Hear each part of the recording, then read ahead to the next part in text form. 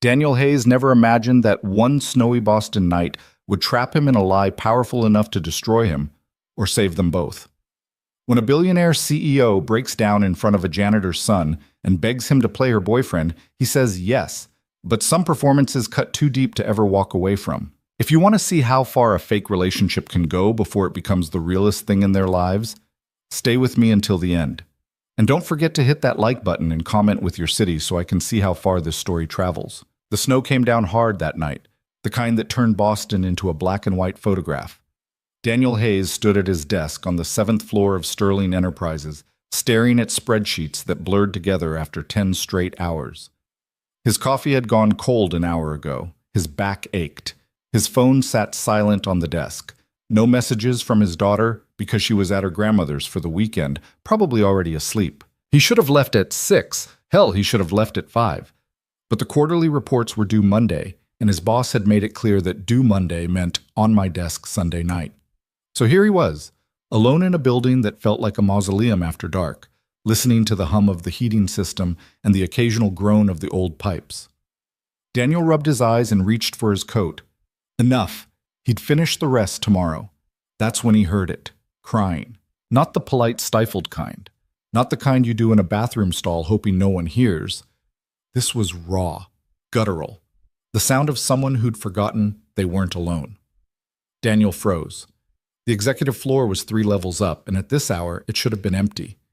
He knew because he'd been working late enough times to memorize the rhythm of this building. The security guards' rounds at 9, the cleaning crew at 10, silence after that. But this wasn't silence. He told himself to leave. It wasn't his business. Whoever was up there didn't want to be found, or they wouldn't be crying like that in an empty office.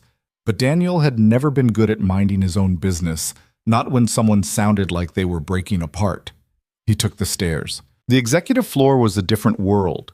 Marble instead of linoleum. Floor-to-ceiling windows instead of fluorescent lights. Everything up here whispered money, the kind Daniel had only ever seen from a distance. His father had been a janitor in a building like this once. Daniel remembered visiting him as a kid, watching his dad mop floors while men in expensive suits walked past without looking down. The crying was coming from the corner office. The door was cracked open, light spilling into the hallway. Daniel hesitated. He could still leave. Pretend he'd never heard anything. Go home, heat up leftover pasta, fall asleep to whatever was on TV. But he didn't. He knocked, soft enough to be polite, loud enough to be heard. The crying stopped instantly. Hello? Daniel pushed the door open a few inches. Are you... Get out. The voice was sharp, cold, the kind of voice used to giving orders and having them followed. But underneath it, Daniel heard something else. Fear. Desperation. He stepped inside anyway. The woman sitting on the floor behind the massive oak desk looked like she'd been crying for hours. Her face was blotchy, mascara streaked down her cheeks in dark rivers. She wore a white blouse that had come untucked, a pencil skirt that had ridden up slightly, and no shoes. Her hair, dark, expensively cut, hung in tangles around her face. Daniel recognized her immediately. Everyone in the building knew Victoria Sterling. She was the CEO, the youngest person to ever run Sterling Enterprises, the woman whose face appeared in Forbes and Business Insider with headlines like "The Ice Queen of Boston Finance" and "Sterling's Ruthless Rise." She didn't look ruthless now. She looked wrecked. "I said get out," she repeated, but there was no force behind it this time. Daniel closed the door behind him and stayed where he was. "Are you okay?" Victoria laughed, bitter and broken. "Do I look okay to you?" "No?" She blinked at him, as if she'd expected a lie. "Then why are you asking?" "Because I don't know what else to say." She stared at him for a long moment, then let her head drop back against the desk. "Who are you?" "Daniel Hayes. I work in accounting." "Work in..." "Of course you do." She wiped her face with the back of her hand, smearing mascara across her cheek. "You're not supposed to be here." "Neither are you." Another laugh, sharper this time. "This is my building." "It's Saturday night," Daniel said, "at 11 o'clock, in a snowstorm. I don't think even billionaires are supposed to be crying alone in their offices." Victoria's jaw tightened. For a second he thought she was going to tell him to leave again, maybe threaten to have security throw him out. Instead she said, "My cousin's getting married next weekend." Daniel waited. And I can't go, she continued, her voice flat, because if I show up alone, they'll tear me apart. My mother, my aunts, my perfect fucking cousins who've been waiting for me to fail since I was 16. They'll smile and ask where Jonathan is, and when I say we broke up, they'll look at me like I'm exactly what they always thought I was, a workaholic who chose a company over a man. Jonathan's your ex? Fiancé, she corrected. Was. He proposed last year. Called it off 6 months ago because I prioritized my career over our relationship, which is code for I didn't quit my job to plan centerpieces and pick out wedding cakes. Daniel leaned against the wall. Sounds like an asshole. Victoria's mouth twitched, almost a smile. He is. But he's also going to be at the wedding because he's best friends with my cousin's husband. So I get to watch everyone feel sorry for him while they judge me. So don't go. I can't not go. She looked up at him, eyes red and exhausted. It's my family. If I don't show up, it's a scandal. If I show up alone, it's worse. And if I bring some random date they'll know I hired, I'll never hear the end of it. Daniel didn't say anything. He was starting to understand why she was crying in her office instead of at home. Victoria pushed herself to her feet, unsteady without her shoes. She walked to the window and stared out at the snow. I need someone who doesn't look like a hired actor. Someone real. Someone who can stand next to me for one weekend and make it believable that I'm not the cold, unlovable bitch everyone thinks I am. She turned to face him. Someone like you. Daniel's stomach dropped. Me? You. She crossed her arms, studying him like he was a balance sheet she was trying to make sense of. You're normal, decent looking. You probably know how to smile without looking like you're calculating a hostile takeover. I'm not, Daniel started, then stopped. This is insane. I know. You don't even know me. I know you knocked on my door when you could have walked away, Victoria said. I know you didn't run when I told you to get out. That's more than most people would do. Daniel shook his head. I can't pretend to be your boyfriend. I have a daughter. I have a life. I can't just... One weekend, Victoria interrupted. That's all I'm asking. I'll pay you. $50,000. The number hit him like a fist. 50,000. That was a year of his daughter's college fund. That was the down payment on a house. That was every late bill, every maxed out credit card, every desperate prayer that his car wouldn't break down before payday. I can't, he said, but his voice wavered. Victoria saw it. She stepped closer, and for the first time, Daniel saw something other than desperation in her eyes. Calculation. The Ice Queen coming back online. You're thinking about it, she said, which means you need the money. So let me make this easier for you. One weekend. You show up, you smile, you hold my hand at the ceremony. You don't have to love me. You don't even have to like me. You just have to stand there and make it look like someone chose me. Daniel's throat felt tight. He thought about his daughter, Emma, 7 years old, and already asking why they couldn't go on vacation like her friends. He thought about the stack of overdue notices on his kitchen counter. He thought about the look on his ex-wife's face the last time she dropped Emma off, the pity in her eyes when she saw his apartment. He thought about all the ways $50,000 could change his life. One weekend, he said. Victoria exhaled, and for a second, she looked like she might cry again. But she didn't. She straightened her shoulders, smoothed her hair, and became the CEO again. One weekend, she agreed. And after that, we never have to see each other again. The wedding was in the Berkshires at an estate that looked like it had been airlifted from the English countryside. Daniel drove up Friday afternoon in his 13-year-old Honda, feeling more out of place with every mile. Victoria had offered to send a car, but he'd refused. He needed something familiar to hold on to. The estate was called Ashford Manor, and it was exactly as pretentious as it sounded. Stone walls, ivy-covered towers, a driveway that curved through manicured gardens dusted with early spring snow. Daniel parked next to a Tesla and a Bentley and tried not to think about how much his car was lowering the property value. Victoria was waiting for him at the entrance, wearing jeans and a cashmere sweater that probably cost more than his rent. She looked different in daylight, less wrecked, more guarded. Her hair was pulled back, her face carefully made up. She looked like the woman from the magazine covers again. You came, she said, and he couldn't tell if she was relieved or surprised. You paid me $50,000, Daniel replied. I wasn't going to skip town. People have done worse for less. She led him inside through hallways lined with oil paintings and antique furniture. Everything smelled like money and old wood. Daniel felt like he was walking through a museum. "My mother's in the solarium," Victoria said. "My aunts are probably in the library. We'll avoid them as long as possible." "What's the plan?" "We met 6 months ago at a charity gala. You work in finance, keep it vague. We've been taking it slow because of my schedule and your daughter. You're steady, reliable, the kind of man who doesn't need the spotlight." Daniel raised an eyebrow. "You've thought about this." "I've thought about everything." She stopped outside a heavy wooden door. "This is your room. Mine's across the hall. Dinner's at 7. Try not to look terrified." "I'm not terrified." Liar. But she almost smiled when she said it. Taut. Dinner was a disaster waiting to happen. The dining room could have seated 40, but tonight there were only 12 of them. Victoria's mother, Evelyn Sterling, a woman who looked like she'd been carved from ice and disappointment. Her 2 aunts, Margaret and Diane, who smiled like sharks.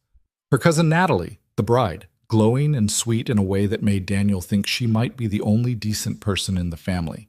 Natalie's fiancé, Colin, who looked mildly uncomfortable, and a handful of other relatives whose names Daniel immediately forgot. And Jonathan. He sat across from Victoria, tall and handsome in the kind of effortless way that made Daniel want to punch him. He had perfect teeth, perfect hair, and a smile that said he knew exactly how good-looking he was. "So Daniel," Evelyn said, her voice clipped and precise, "Victoria tells us you work in finance." "That's right," Daniel said. "Where did you go to school?" "State University. Nothing fancy." Margaret leaned forward. "And you have a daughter?" "Emma. She's 7. Diane's smile sharpened. "A single father. How modern." Victoria's hand found his under the table, her fingers cold and tense. "Daniel's a great dad," she said. "Emma's lucky to have him." "I'm sure," Evelyn murmured, in a tone that suggested the opposite. Jonathan swirled his wine. "It's interesting, isn't it? Victoria dating someone so grounded after everything." "After what?" Victoria's voice was dangerously calm. "After us." He smiled, and it didn't reach his eyes. "I just mean it's a big change. From someone in your world to someone in—" He gestured vaguely at Daniel. "His." Daniel felt Victoria's hand tighten on his. He set down his fork and looked Jonathan in the eye. "You're right," he said. "It is a big change, but some people don't need their partner to match their tax bracket. Some people just need someone who shows up." The table went silent. Jonathan's smile faltered. Evelyn's eyes narrowed. Margaret and Diane exchanged glances. And Victoria looked at him like she'd never seen him before. Natalie broke the tension with a nervous laugh. "Well, I think it's sweet. You two seem really happy." "We are," Victoria said, and for a second Daniel almost believed her. Later that night, Daniel stood on the balcony of his room, watching the snowfall. The estate was quiet, the kind of quiet that only came with money. No sirens, no traffic, no neighbors shouting through thin walls. The door behind him opened. Victoria stepped out, wrapped in a robe, her hair loose around her shoulders. "You didn't have to do that," she said. "Do what?" "Defend me. At dinner." Daniel shrugged. He was being an asshole. "He's always an asshole." She leaned against the railing beside him. "But you didn't have to make it worse." "Did I?" "No?" She looked at him, something unreadable in her eyes. "You made it better." They stood there in silence, the snow falling around them. For the first time since this whole thing started, Daniel didn't feel like he was drowning. "Thank you," Victoria said quietly. "For what?" "For showing up." Daniel didn't know what to say to that, so he didn't say anything. He just stood there beside her, watching the snow, and wondered how the hell he'd ended up here. And for the first time in a long time, he didn't mind not knowing. The morning came too early. Daniel woke to pale sunlight filtering through curtains that probably cost more than his couch, his neck stiff from a mattress that was somehow both too soft and too firm. He checked his phone, 2 missed calls from his mother, a text from Emma asking if he was having fun at his work trip, and a reminder that the rehearsal dinner was at 6. He showered in a bathroom bigger than his bedroom, dried off with towels so thick they felt like blankets, and tried not to think about the fact that he was about to spend another day pretending to be in love with a woman he barely knew. Victoria was waiting for him in the hallway when he emerged, already dressed in dark slacks and a cream blouse that looked effortless in that way only expensive clothes could. She had her phone pressed to her ear, her voice clipped and professional. "I don't care what the projections say, Marcus. If we don't close by Monday, we lose the advantage. No, I can't push it. Just make it happen." She hung up without saying goodbye and looked at Daniel. "You're late." "It's 8 in the morning. Breakfast started at 7:30. Daniel followed her down the hallway, still waking up. "Do rich people not sleep in?" "Not on wedding weekends." She glanced back at him. "My mother wants to meet you properly, without the audience from last night." "Great. Don't be nervous." "I'm not nervous. You're doing that thing with your jaw again." Daniel touched his face. "What thing?" "The clenching thing. You did it all through dinner." She stopped outside a sitting room where voices drifted through the partially open door. "Just be yourself. She's going to try to intimidate you, but that's just how she is with everyone." "That's supposed to make me feel better?" Victoria almost smiled. "No, but at least you're prepared." Evelyn Sterling sat by the fireplace with a cup of tea and what looked like the financial section of the Times. She was in her early 60s, elegant in the way old money always was. Understated jewelry, perfectly tailored clothes, posture that suggested she'd never slouched a day in her life. She looked up when they entered, her gaze settling on Daniel with the kind of assessment usually reserved for art appraisals. "Daniel," she said, "sit." It wasn't a request. He sat. Victoria remained standing by the window, her arms crossed, watching. "Victoria tells me you work at Sterling Enterprises," Evelyn said. "In accounting, yes." "How long have you been there?" 3 years. "And before that?" "Another firm. Nothing you'd have heard of." Evelyn set down her teacup with a soft click. "You're being evasive." "I'm being honest. I worked at a mid-size accounting firm in Quincy before Sterling. Before that, I was getting my degree while working nights at a warehouse. There's no mystery to it." "And your daughter's mother?" Daniel felt his jaw tighten again. "We divorced when Emma was 2. "Why?" "With respect, Mrs. Sterling, I don't see how that's relevant." "Everything about you is relevant if you're dating my daughter." Evelyn's voice was calm, almost pleasant, but there was steel underneath. "Victoria has made questionable decisions before. I want to know if you're another one." "Mother," Victoria's voice cut across the room. Evelyn ignored her. "You're a single father working in accounting. You drive a Honda that's older than most of our interns. You live in, where is it, Dorchester. Somerville. In a 2-bedroom apartment, I assume, given your salary." She leaned forward slightly. "What exactly do you think you can offer my daughter?" The room went quiet. Daniel could feel Victoria's tension from across the room, could see her mother's satisfied expression, the way she sat back like she'd already won. He thought about the $50,000. He thought about the fact that this was all fake anyway, that in a few days he'd go back to his real life and none of this would matter. But then he looked at Victoria, standing by the window with her arms wrapped around herself, and something in her expression made him angry. "I can offer her someone who doesn't measure her worth by her stock portfolio," Daniel said. "Someone who asks how her day was and actually wants to hear the answer. Someone who doesn't expect her to be perfect every second of every day." He stood up. "I don't know what your daughter told you about how we met, but I can tell you this. She's the smartest person I've ever known, and the kindest when she lets herself be, and if you can't see that, then maybe the problem isn't with her choices." Evelyn's expression didn't change, but something flickered in her eyes. Surprise, maybe. Or calculation. "You're either very brave or very stupid," she said finally. "Probably both." "Mother, we're done here." Victoria moved toward the door, her face unreadable. "Come on, Daniel." He followed her out, his heart still pounding. They walked in silence down the hallway, through a conservatory filled with plants he couldn't name, and out into the garden where the snow had mostly melted overnight. Victoria stopped by a stone bench, her back to him. "You didn't have to do that." "Yeah, I did." "She's going to hate you now." "She already hated me." Daniel shoved his hands in his pockets. "At least now she knows I'm not going to roll over for her." Victoria turned around, and there was something raw in her face that caught him off guard. "Why are you doing this?" "What do you mean? You're paying me. No. She shook her head. Last night at dinner, just now with my mother. You don't have to defend me. You don't have to mean any of it. You just have to stand there and look like you care. But you keep doing more. Daniel didn't know how to answer that. Because the truth was, he didn't know why either. Maybe it was because he'd seen her crying in her office and couldn't forget it.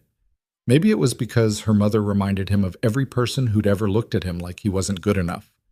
Maybe it was because when she looked at him like she was looking at him now, he didn't feel like he was pretending anymore. Your family's full of assholes, he said instead. Someone should tell them. Victoria laughed, sudden and genuine, and it transformed her face completely.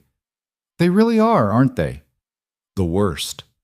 Jonathan's going to be even worse at the rehearsal dinner. He's been texting Natalie, fishing for information about you. What kind of information? Everything. Where you went to school, where you live, how much you make. He's probably already Googled you. Daniel grimaced. There's not much to find. That'll make him more suspicious. She sat down on the bench, patting the space beside her. We should get our story straight, in case he starts asking questions. He sat. The stone was cold even through his jeans. What do you want to know? Tell me about Emma. The question surprised him. What about her? Everything. Her favorite color, what she likes to eat, what she's afraid of.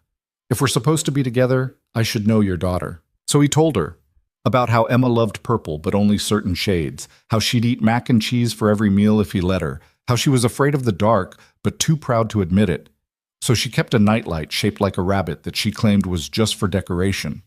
He told her about the time Emma tried to cut her own hair and ended up with a bald spot she covered with a headband for 3 months.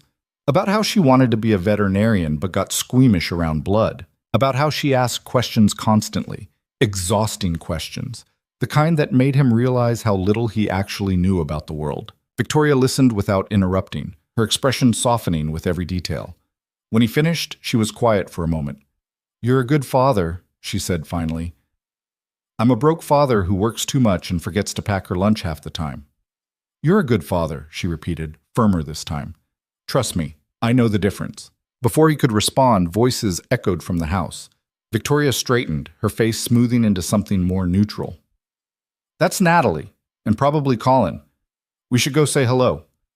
The bride and groom were in the kitchen, Natalie hip-deep in seating charts while Colin made coffee. She looked up when they entered, her face lighting up in a way that made Daniel think she might actually be genuinely happy to see them. There you are. She abandoned the seating chart and hugged Victoria, who stiffened for half a second before awkwardly returning it. I was starting to think you were avoiding me. Just avoiding Mother. Smart. She's been interrogating everyone this morning. Natalie turned to Daniel, still smiling. I'm sorry about dinner last night. Jonathan was being a complete ass. It's fine. It's not fine. He's still bitter about the breakup and taking it out on everyone. She glanced at Victoria. I told him to stay home, but Colin insisted. Colin looked up from the coffee maker. Jonathan's my best friend. I couldn't not invite him to my wedding. You could have asked him to behave like a human being, Natalie countered. I did. He said he would.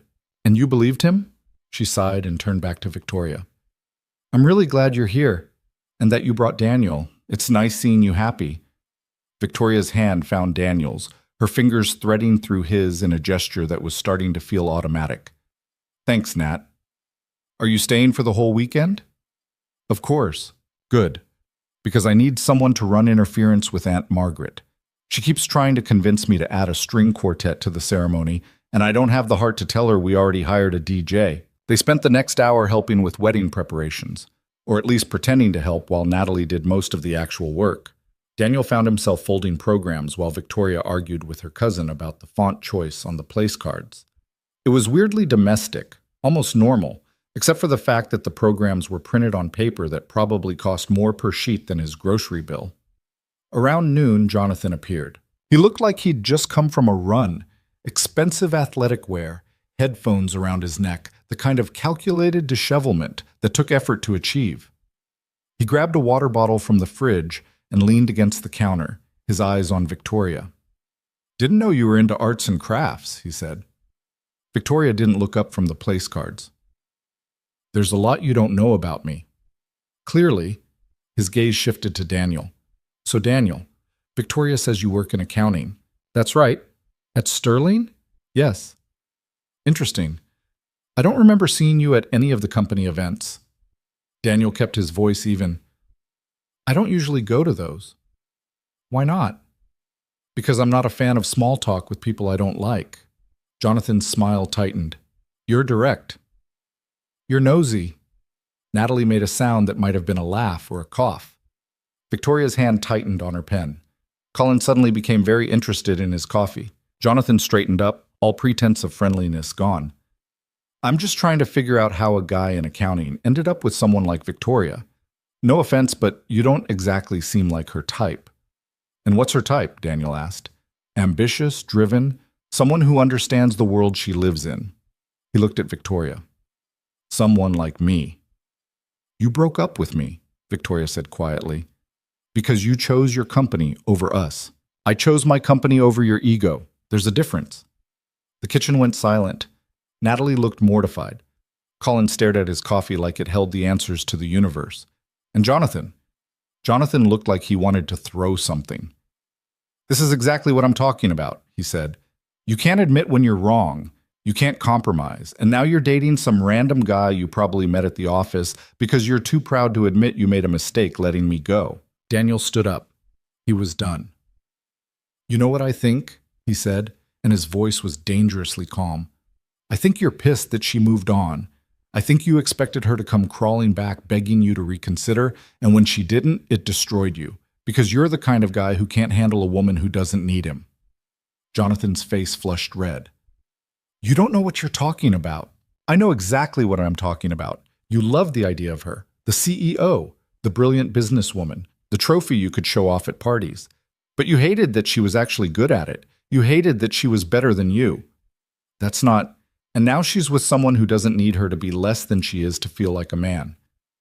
Must kill you. Jonathan took a step forward. Daniel didn't move. For a second it looked like something was about to happen. A punch, a shove, something ugly. Then Victoria stepped between them. Get out, she said to Jonathan, her voice ice cold. This is Natalie's house. I don't care. Get out of this room before I make you. Jonathan stared at her, his jaw working. Then he grabbed his water bottle and stormed out, slamming the door behind him. The silence that followed was deafening. Natalie broke it first. Well, that was fun. Colin rubbed his face. I'll talk to him. Don't bother, Victoria said. She was still standing in the spot where she'd blocked Jonathan, her shoulders tense. He's always been like this. He just hit it better before. Natalie walked over and squeezed her arm. I'm sorry. I should have told Colin to uninvite him. It's your wedding. You shouldn't have to uninvite anyone because of me. Still, she glanced at Daniel. That was pretty badass, by the way. Daniel's adrenaline was starting to fade, leaving him shaky. Yeah, well, I don't like bullies. Victoria turned to look at him, and there was something in her expression he couldn't read. Gratitude, maybe. Or something deeper. Come on, she said. Let's get some air. They ended up by the lake behind the estate, a stretch of dark water surrounded by bare trees.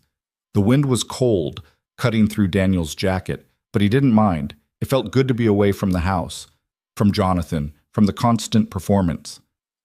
Victoria stood at the edge of the water, her arms wrapped around herself. You didn't have to do that.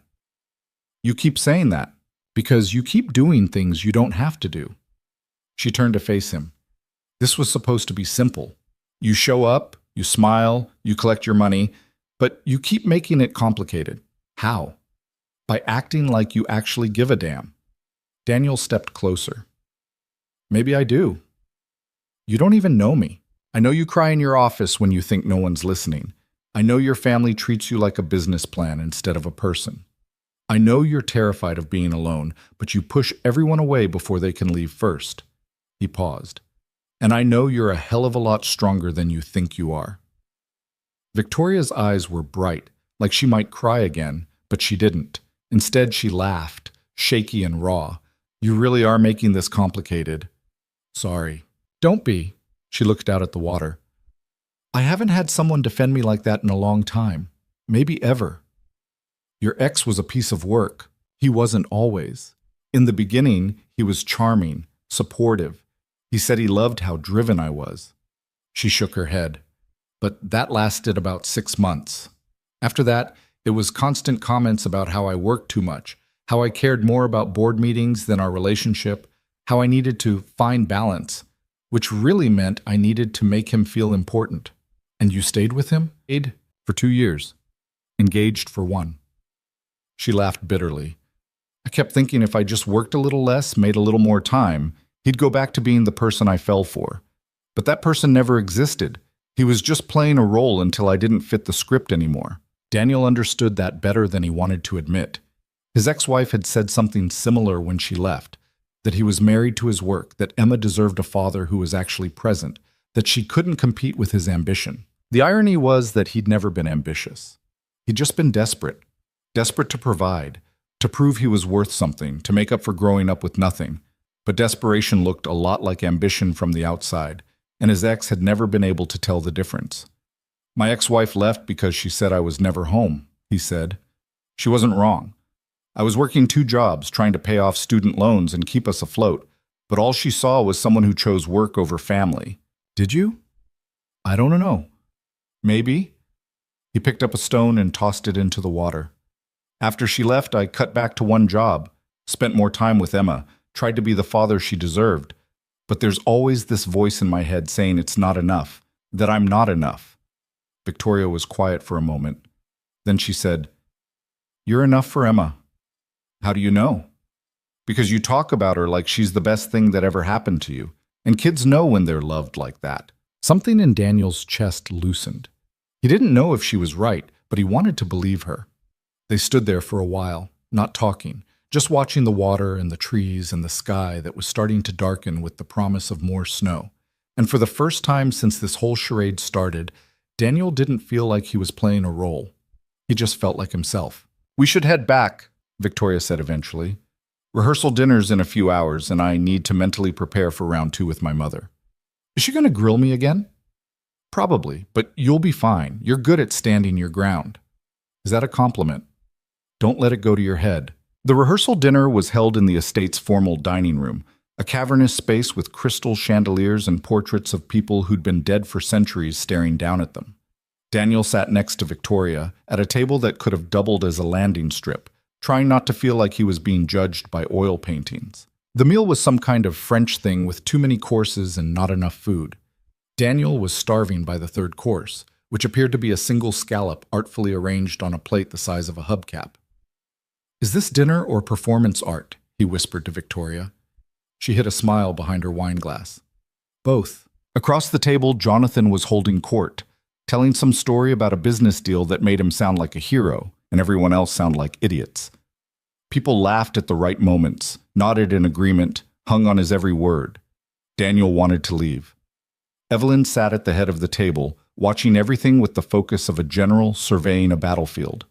When she caught Daniel's eye, she raised her wine glass in what might have been a toast or a threat. "She's testing you," Victoria murmured. "I noticed. Just ignore her." But ignoring Evelyn Sterling was like ignoring a hurricane. Halfway through the 5th course, something that might have been fish but could also have been a decorative napkin, she tapped her glass with a fork. "I'd like to propose a toast," she said, and the room went quiet. "To Natalie and Colin. May your marriage be built on honesty, respect, and a shared understanding of what it means to commit to another person." Everyone raised their glasses. Daniel did too, but he caught the way Evelyn's eyes lingered on Victoria when she said the word commitment. Victoria's hand tightened on her glass. Jonathan, apparently unable to read a room, raised his own glass. "And may you never make the mistake of choosing your career over the person you love." The temperature in the room dropped 10 degrees. Natalie looked horrified. Colin looked like he wanted to disappear. Victoria's face went pale, then red. And Daniel was done. He stood up, his chair scraping against the floor. Every eye in the room turned to him. "I have a toast too," he said. His voice was steady, but his hands weren't. "To people who don't know when to shut up, may they eventually learn that not everything needs to be said out loud, especially when it's just thinly veiled bitterness disguised as wisdom." Jonathan's face went red. "Excuse me?" "You heard me." Daniel looked around the table.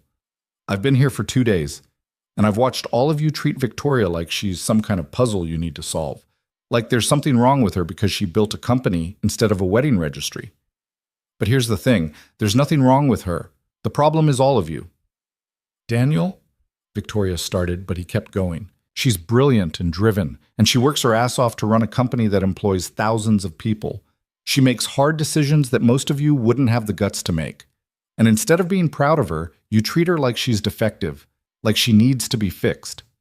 Evelyn's expression was unreadable. Margaret and Diane looked scandalized.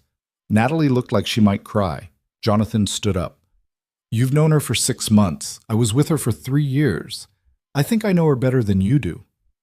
You knew the version of her you wanted her to be, Daniel shot back. You never knew the real her, because the real her scared you. That's enough. Evelyn's voice cut through the room like a knife. She stood, and everyone else fell silent. Daniel, you're a guest in my family's home. I suggest you remember that. With respect, Mrs. Sterling, your family's been making Victoria feel unwelcome in her own life for years, so maybe it's time someone said something. The silence that followed was absolute. Then Victoria stood up. She took Daniel's hand, her grip tight enough to hurt. We're leaving, she said. Victoria, her mother started. I'll see you at the wedding tomorrow. Maybe. She pulled Daniel toward the door, ignoring the shocked faces, the whispered comments, Jonathan's angry protests. They didn't stop until they were outside, the cold air hitting them like a slap. Victoria was shaking, but Daniel couldn't tell if it was from anger or something else. I can't believe you just did that, she said. I'm sorry. I shouldn't have. No. She turned to face him, and her eyes were bright with tears that hadn't fallen yet.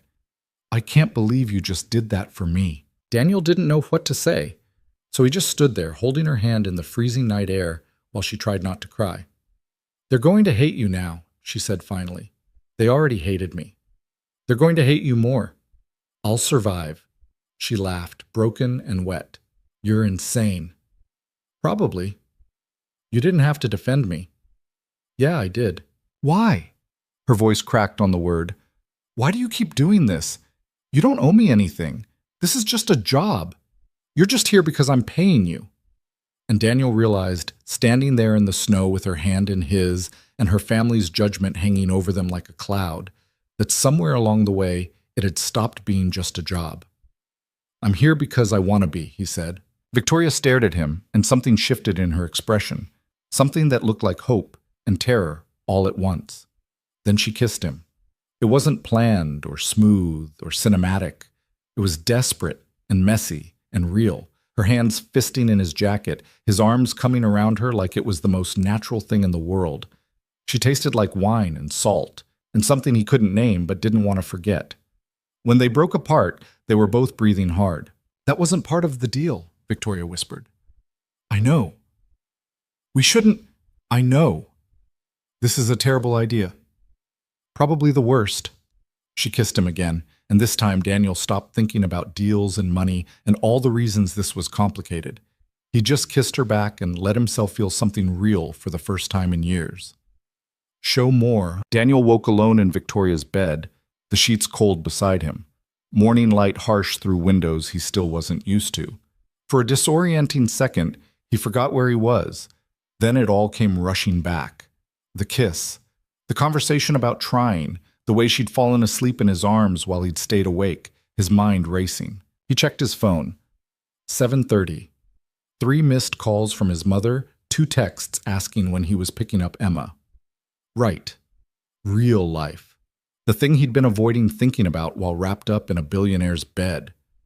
He found Victoria in the kitchen, already dressed in workout clothes, her hair wet from a shower he hadn't heard.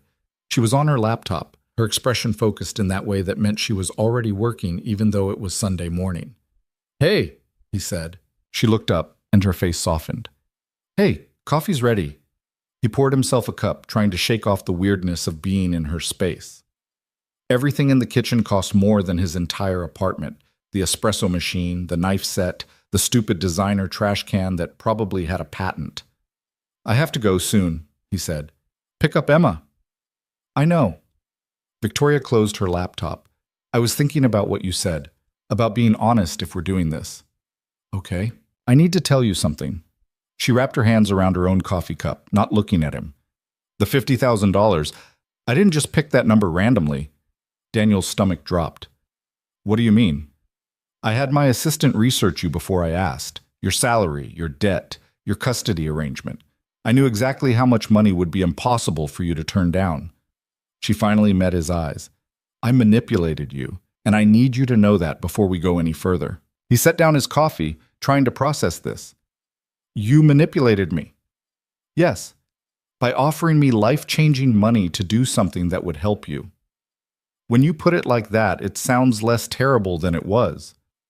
Victoria, I'm not an idiot. I knew what I was agreeing to. He leaned against the counter. You were desperate and you used the tools you had available. That's not manipulation. That's just business. It feels like manipulation because you're used to people accusing you of it. He moved closer.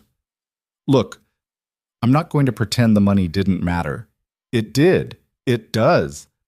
$50,000 is going to change my life and Emma's life, but I also could have said no. I had that choice, and I didn't take it. Why not? Because I saw you crying in your office, and something in me broke.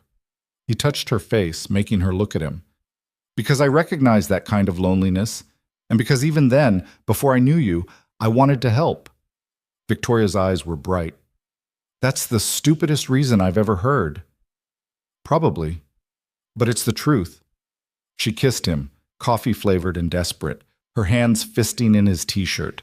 When they broke apart, they were both breathing hard. I have to go, Daniel said, even though he didn't want to. I know, but I'll call you later. We'll figure out what this looks like. Okay. She walked him to the door, still in her bare feet. Daniel, thank you for not running away when I gave you the chance. Thank you for being honest about the money thing, even though it didn't change anything. He left before he could change his mind about leaving, driving back to his real life with the taste of her still on his lips. Emma was wound up when he picked her up, talking a mile a minute about the cookies and the movie and how Grandma had let her stay up until 10. His mother gave him a knowing look, but didn't ask questions, just handed him Emma's overnight bag and told him to drive safe. Daddy, can we get pancakes? Emma asked as soon as they were in the car. It's almost lunchtime, Bug. So, pancakes are good for lunch too. They ended up at the diner anyway, the same one they always went to, with the sticky menus and the waitress who knew their order by heart.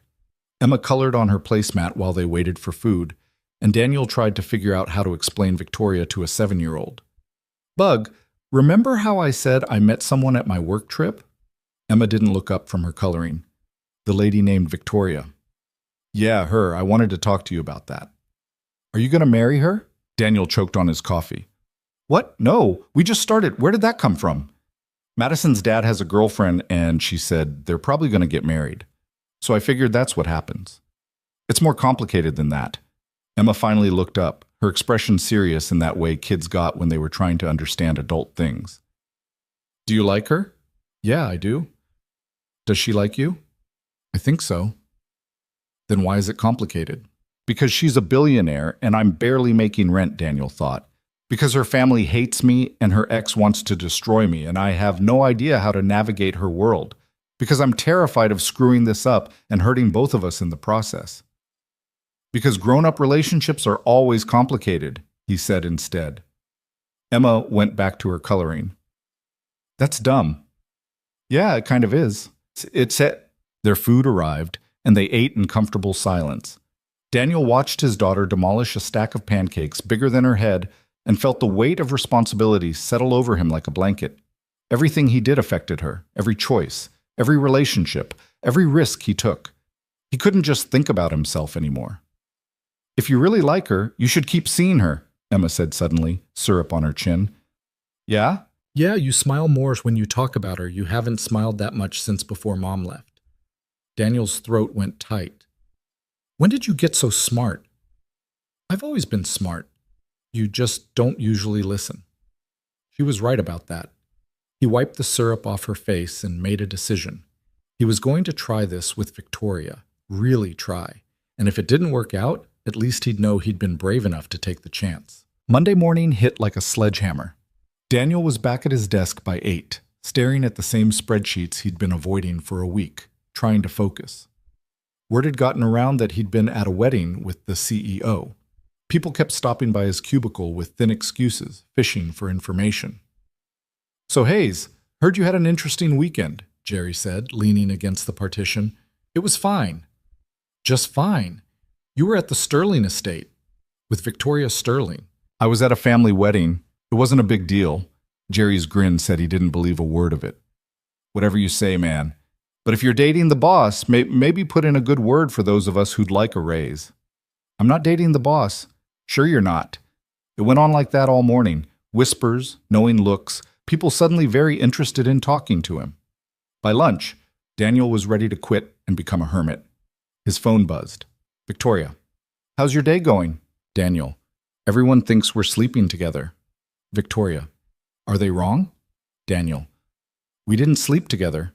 We just slept in the same bed while fully clothed." "Victoria, that's a terrible defense." "Daniel, I'm aware." "Victoria, want to have lunch?" "My office, I'll order in." Daniel stared at the message. Lunch in her office would just fuel the rumors, but he also really wanted to see her. "Daniel, what are you ordering?" "Victoria, Thai. Your usual." She remembered his usual. That shouldn't have made his chest feel warm, but it did. "Daniel, I'll be there at noon." He took the stairs to the executive floor, partly for the exercise and partly to avoid running into anyone he knew in the elevator. Victoria's assistant, a sharp woman in her 40s named Patricia, gave him a look that could have meant anything when he arrived. "She's expecting you," Patricia said, gesturing to the office door. "And Mr. Hayes, whatever's happening between you two, I'm rooting for it. I've never seen her this happy." Daniel didn't know what to say to that, so he just nodded and went inside. Victoria was at her desk, papers spread everywhere, her hair pulled back in a ponytail that made her look younger. She glanced up when he entered and smiled, real and unguarded. "Hey." "Hey." He closed the door behind him. "Your assistant thinks we're a thing. Patricia's known me for 8 years. She can read me better than I can read myself." Victoria stood up, moving around the desk. "Did you mean what you said yesterday? About trying?" "Yeah, I did." "Good. Because I've been thinking about logistics." She pulled out her phone, scrolling through something. "We should keep this quiet at work. Not because I'm ashamed, but because the optics are complicated. You're technically an employee, even though you don't report to me, and—" "Victoria." She looked up. "What?" "Stop planning." "I'm not planning, I'm just—" "You're planning. You're trying to control this like it's a business deal." He took the phone from her hand, setting it aside. "We can't strategize our way through a relationship." "Why not? I strategize everything else." "Because this isn't a merger. It's two people trying to figure out if they can build something together. And that requires actually being together, not just optimizing for efficiency." She stared at him and he watched her face cycle through emotions. Frustration, fear, and finally something that looked like relief. "I don't know how to do that," she admitted. "The not planning thing. The just being thing. I've spent my entire adult life analyzing risk and making calculated decisions." "I know, that's what makes you good at your job." He pulled her closer. "But I'm not your job, and I need you to just be with me. Messy and uncertain in all of it. What if I'm terrible at it?" "Then you'll be terrible at it, and we'll figure it out anyway." The Thai food arrived, and they ate at the small table by her window overlooking the city. Victoria asked about Emma, about his weekend after he'd left the estate, about his week ahead. Normal questions, the kind people asked when they were trying to know each other. "Emma wants to meet you," Daniel said between bites of pad thai. Victoria's fork stopped halfway to her mouth. "She does?" "Yeah, I told her about you this morning. She asked if we were getting married. We've known each other for a week." "Try telling that to a 7-year-old. He smiled. "But, yeah, she's curious. And I figured if we're doing this, she should know about it. She's the most important person in my life. I'm not going to hide you from her." Victoria set down her fork, her expression unreadable. "What if she doesn't like me?" "She'll like you." "You don't know that." "I do. Because you showed up when you said you would. You were honest with me even when it was hard, and you make me happy." He reached across the table for her hand. "Kids notice that stuff." "I've never been around kids much. I don't know what to talk to them about." "Just be yourself. Ask her questions. She loves talking about rocks and soccer and her friend Madison, who's apparently a terror on the playground. Victoria laughed despite herself. Okay, when? Whenever you're ready. No pressure. They finished lunch and Daniel headed back to his desk, feeling lighter than he had all day. Jerry immediately pounced. Thai food, huh? That's cozy. We had a meeting in her office with the door closed for an hour. Daniel sighed. Do you have actual work to do, or is bothering me your full-time job now? I'm multitasking. But Jerry's expression turned more serious. Real talk, though. Are you sure you know what you're doing? Victoria Sterling isn't exactly known for long-term relationships, and office romances get messy fast. It's not an office romance. You met at the office. She's the CEO. You're in accounting. That's literally the definition of an office romance. We met when I found her crying at 11 o'clock on a Saturday night. The office was just the location. Jerry whistled low. You found Victoria Sterling crying and lived to tell about it? Barely.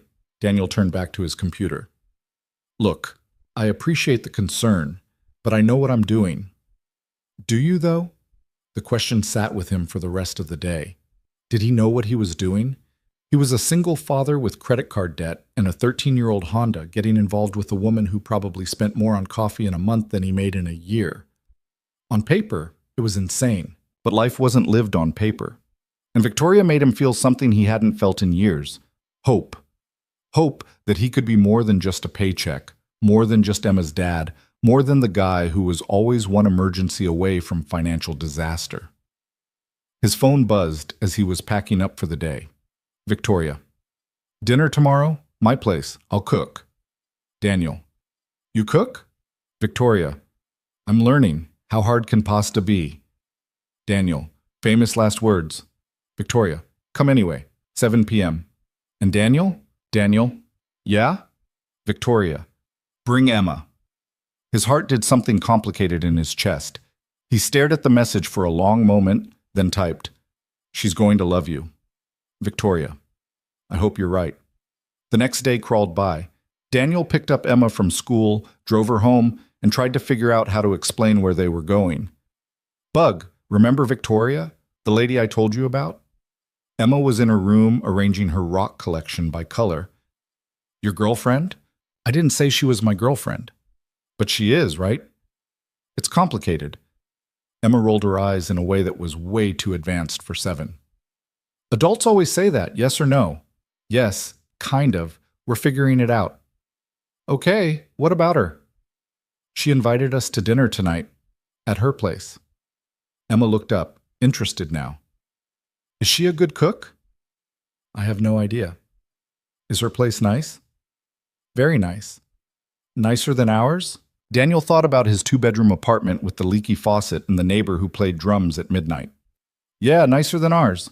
Okay, I'll go, but I'm bringing Mr. Whiskers. She held up a stuffed rabbit that had seen better days. Deal. They arrived at Victoria's building at 7 sharp. The doorman recognized Daniel from the day before and waved them through to the elevator. Emma was quiet in the elevator, clutching Mr. Whiskers, her eyes wide as she took in the marble and the mirrors and the general sense of expensive. Daddy, are we rich now? She whispered. No, Bug, we're not rich. Victoria is. Oh. She thought about this. Is that weird? Yeah, it's pretty weird. Victoria answered the door in jeans and a sweater, her hair down, flour on her cheek. She looked nervous, which Daniel had never seen before. It made him love her a little more. Hi, she said, looking at Emma. You must be Emma. I'm Victoria. Emma studied her with the kind of unblinking assessment only kids could pull off. You have flour on your face. Victoria touched her cheek, then laughed. I do. I was making pasta from scratch. It's not going well. Pasta's easy. You just boil water. I'm making the actual pasta with a machine. It seemed like a good idea an hour ago. Can I see? Victoria looked at Daniel, who nodded. Yeah, come on in. The condo was huge, all floor-to-ceiling windows and expensive furniture and art that probably cost more than Daniel's car. But the kitchen was a disaster. Flour everywhere, a pasta machine that looked like it had exploded, Victoria's laptop open to a YouTube tutorial. Emma's eyes lit up. You're making a mess. A huge mess, Victoria agreed. Want to help? They spent the next hour covered in flour, making pasta that was lumpy and uneven and probably wouldn't cook right. Emma talked nonstop, telling Victoria about school and soccer and her rock collection and how her friend Madison had a pet hamster. Victoria listened like Emma was the most interesting person she'd ever met, asking questions and laughing at the right moments. Daniel watched them from the doorway, his heart doing that complicated thing again. This was what he'd been afraid of, getting Emma attached to someone who might not stick around. But watching Victoria show his daughter how to work the pasta machine, flour in both their hair, laughing like they'd known each other for years, he couldn't regret it. The pasta was terrible, gummy and thick and weirdly textured. They ordered pizza instead, eating it on Victoria's balcony even though it was cold, Emma wrapped in a blanket that probably cost more than Daniel's rent. "This is the best pizza I've ever had," Emma declared. "It's the same pizza we always get," Daniel pointed out. "But we're eating it on a balcony with a view. That makes it better." She turned to Victoria. "Do you live here alone?" "I do. That's sad. Big places should have families in them." Victoria's expression flickered with something Daniel couldn't quite read. "You're probably right. You should get a dog. Dogs are good for people who live alone." "I travel too much for a dog." "Then you should travel less. Work isn't as important as dogs." Victoria caught Daniel's eye and they both tried not to laugh. "That's very wise advice." "I know, I'm wise," Emma yawned, leaning against Daniel. "Daddy, I'm tired." "Yeah, Bug, it's past your bedtime." He stood, gathering their plates. "We should go." "Do we have to?" Emma looked at Victoria. "Can we come back?" Victoria's face softened. "Anytime you want."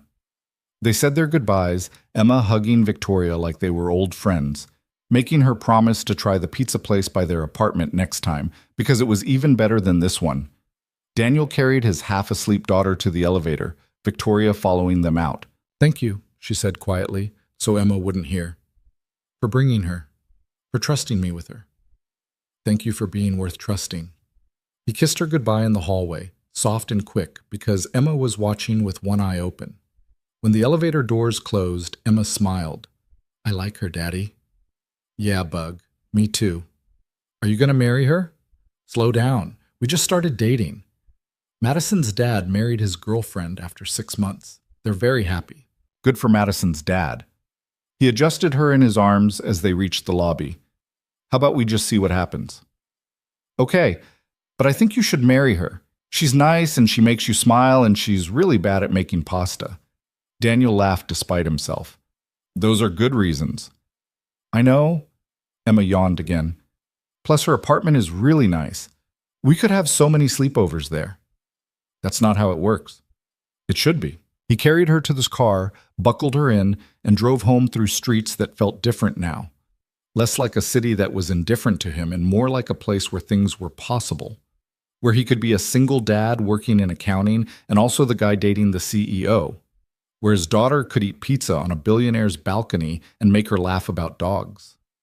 His phone buzzed at a red light. "Victoria." "Emma's amazing. You've done an incredible job with her." "Daniel." "She liked you too." "Fair warning, she's already planning our wedding." Victoria. "Only our wedding? I thought she'd have our whole lives mapped out by now." Daniel. "Give her time. She's thorough." Victoria. "I can't stop thinking about you." Daniel. "Good. I can't stop thinking about you either." The light turned green and Daniel drove home, his daughter asleep in the back seat, his future uncertain but feeling less scary than it had a week ago. The next few days blurred together. Work, Emma. Stolen moments with Victoria when their schedules aligned. She came to his apartment for the first time, looking adorably out of place among his secondhand furniture and Emma's scattered toys. She helped Emma with homework, made dinner in his tiny kitchen, fell asleep on his couch watching a movie. "This is nice," she said one night, her head on his shoulder. "My couch is nice. It's from a yard sale." Not the couch. This. Being normal. Not having to perform. Daniel kissed the top of her head. "You can be normal here anytime you want." "What if I want to be normal here all the time?" His heart stuttered. "What are you saying?" "I'm saying I'm tired of going home to an empty condo. I'm saying I want more nights like this. I'm saying..." She sat up, looking at him directly. "I'm saying I'm falling for you, Daniel. Fast and hard, and in a way that's probably going to hurt me. But I don't care. Victoria, but I know it's too soon. I know we haven't figured everything out yet, but I need you to know where I'm at, because I can't keep pretending this is casual when it's the most important thing in my life right now. Daniel pulled her close, his throat tight. I'm falling for you too. Have been since you cried in my arms and trusted me enough to be honest about the money. So what do? We keep going. We keep being honest. We keep showing up for each other. He tilted her face up to his. And we stop being scared of how much this matters. I'm terrified. Me too. But I'd rather be terrified with you than safe alone. She kissed him, and it felt like a promise. Like they were both jumping off a cliff and trusting the other person to catch them. They didn't sleep together that night. Emma was in the next room, and Victoria wasn't ready to cross that line yet. But they fell asleep on his terrible couch, tangled together. And when Daniel woke up at 3 a.m. to carry her to his bed, she mumbled something about loving him that made his heart stop. He wasn't sure if she'd remember saying it in the morning, but he'd remember. He'd hold on to it like a lifeline because it was the first time anyone had loved him for exactly who he was, broke and imperfect and doing his best, instead of who they needed him to be. By Friday, the office gossip had reached critical mass. Someone had apparently seen them having lunch together multiple times. Someone else had noticed Victoria smiling at her phone. The whispers followed Daniel everywhere. He was heading to a meeting when Jonathan appeared, blocking his path. Hayes, right? Jonathan's smile didn't reach his eyes. I've been hearing interesting things about you. Then you should stop listening to gossip. It's not gossip when it's true. You're dating Victoria. Daniel kept his expression neutral. I don't see how that's your business. It's my business when someone's taking advantage of her. What's your angle? Money? Access? Planning to leak company secrets to a competitor? My angle is that I like her. Novel concept, I know. Jonathan's jaw tightened. She's going to figure you out eventually. You're not the first person to try to use her connections for personal gain. Is that what you did? The question landed like a punch. Jonathan's face went red. I loved her. No, you didn't. You loved what she could do for you. There's a difference. Daniel stepped around him. And for the record, I'm not interested in her money or her connections. I'm interested in her, the actual person underneath all the CEO bullshit. You should try it sometime. He walked away before Jonathan could respond, his hands shaking with adrenaline. That was stupid. Jonathan was connected, influential, the kind of person who could make Daniel's life hell if he wanted to. But Daniel was tired of being afraid. Tired of letting people like Jonathan, people who measured others by their bank accounts, make him feel small. His phone buzzed. Victoria. Jonathan just called me. What happened? Daniel. We had words. I may have implied he never actually loved you. Victoria. Daniel. I'm not apologizing. He's an asshole who treats you like a status symbol. Victoria. I know, but picking fights with him isn't smart. Daniel. I didn't pick a fight. I just refused to let him intimidate me. There was a long pause, then, that's actually pretty hot. Daniel. Yeah? Victoria. Yeah, come to my office. I want to properly thank you for defending my honor. Daniel. We're supposed to be keeping this professional at work. Victoria. We can be professional later. Right now I want to kiss you. He took the stairs to her office 2 at a time, probably looking like an idiot, definitely not caring. Patricia raised an eyebrow when he arrived, but buzzed him through without comment. Victoria was waiting, and the second the door closed, she was kissing him, fierce and possessive and perfect. You're going to get us both fired, Daniel said when they came up for air. I'm the CEO. I can't fire myself. You can definitely fire me. Not happening. You're mine now. She kissed him again, softer this time. Thank you for standing up to him, for seeing me as more than what I can do for you. That's not something you should have to thank me for. But I do, because most people don't. She rested her forehead against his. I'm in love with you, Daniel Hayes, and it's the scariest thing I've ever felt. His heart was going to explode. He was sure of it. I'm in love with you too. Even though I'm a workaholic with a terrible family and an ex who won't leave us alone, even though all of that. Even though I have no idea how to be someone's girlfriend and I'll probably screw this up spectacularly, even though that, he cupped her face. We'll screw it up together. She smiled, and it was the most beautiful thing he'd ever seen. Together. They spent the next hour talking about work stress and Emma's upcoming parent-teacher conference, and Victoria's mother who kept calling to criticize her life choices. Normal couple things, the kind of conversation that didn't make sense on paper but felt right in practice. When Daniel finally left her office, he felt like he was floating. Jerry intercepted him in the hallway. "You're glowing. It's disgusting." "Shut up." "No, seriously. You look like someone who just won the lottery and got laid.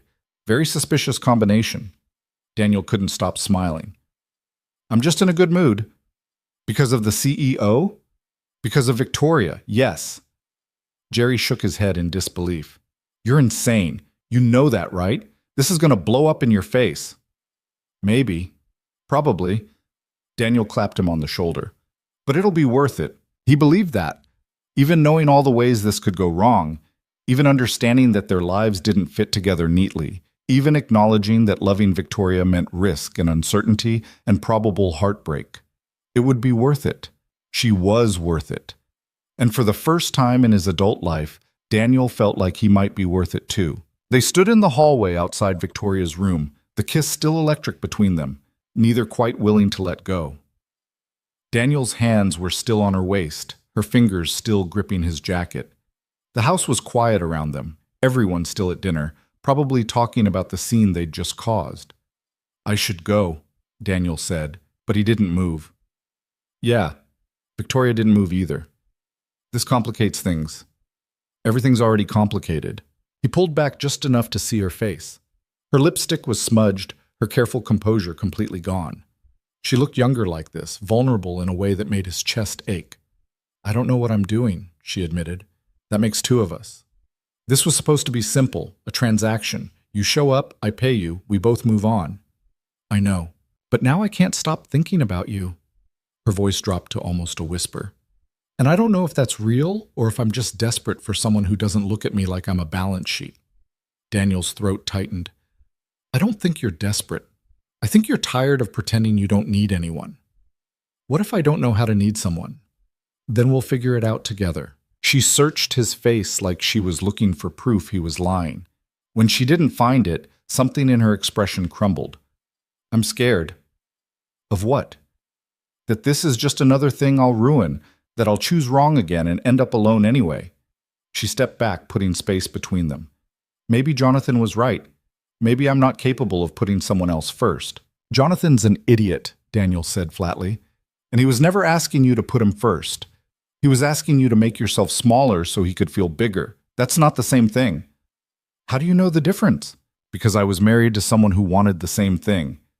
He leaned against the wall, suddenly exhausted. "My ex didn't want a partner. She wanted someone who would make her feel like her life was enough. And when I couldn't do that, when I kept working because I was terrified of ending up like my dad, broke and bitter and watching other people succeed, she left. Took Emma and told me I'd chosen money over family."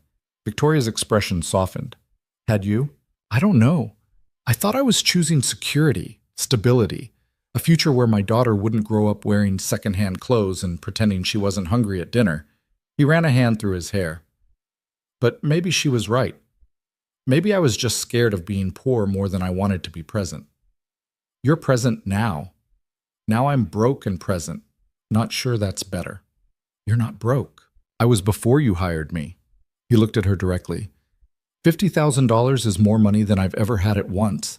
It's life-changing money, and I keep thinking about all the ways it's going to help Emma, all the things I can finally give her. And then I look at you and I forget about the money entirely, which is probably the dumbest thing I've ever done." Victoria's eyes were bright again. "Why?"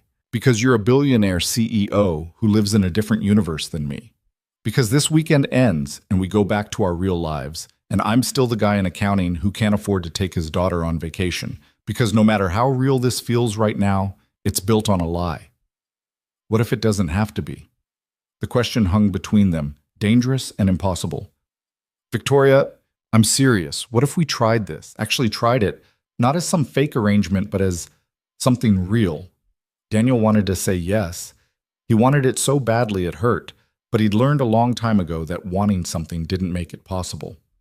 "Your family would never accept me," he said. "Your world would never accept me. And eventually you'd realize that too, and we'd both end up hurt. You don't know that. I do. Because I've seen the way they look at me, like I'm something you picked up at a thrift store that you'll get tired of eventually. He pushed off the wall. I should go back to my room, get some sleep. Tomorrow's the wedding, and we still have to get through that.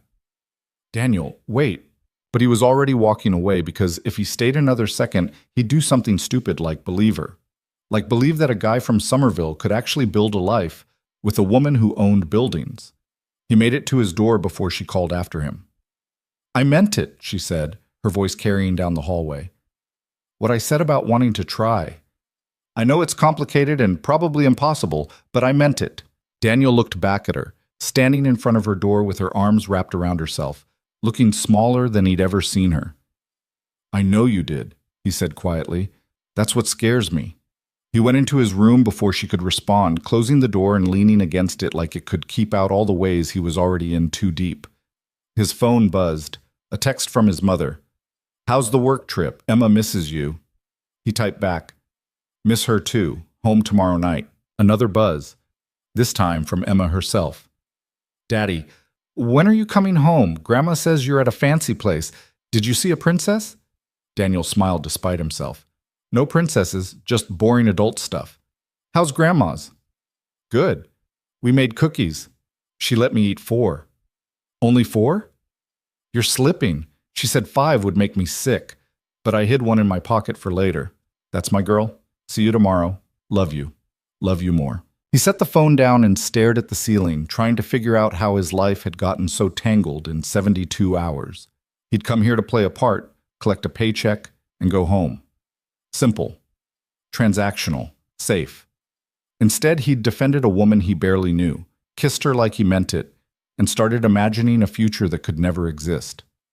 His phone buzzed again. He assumed it was Emma with another cookie update, but the name on the screen made his stomach drop. Victoria. I'm sorry for pushing. You're right, this is complicated, but I don't regret kissing you. He stared at the message for a long time before typing back. I don't regret it either. Victoria. Then why does it feel like you're running away? Daniel.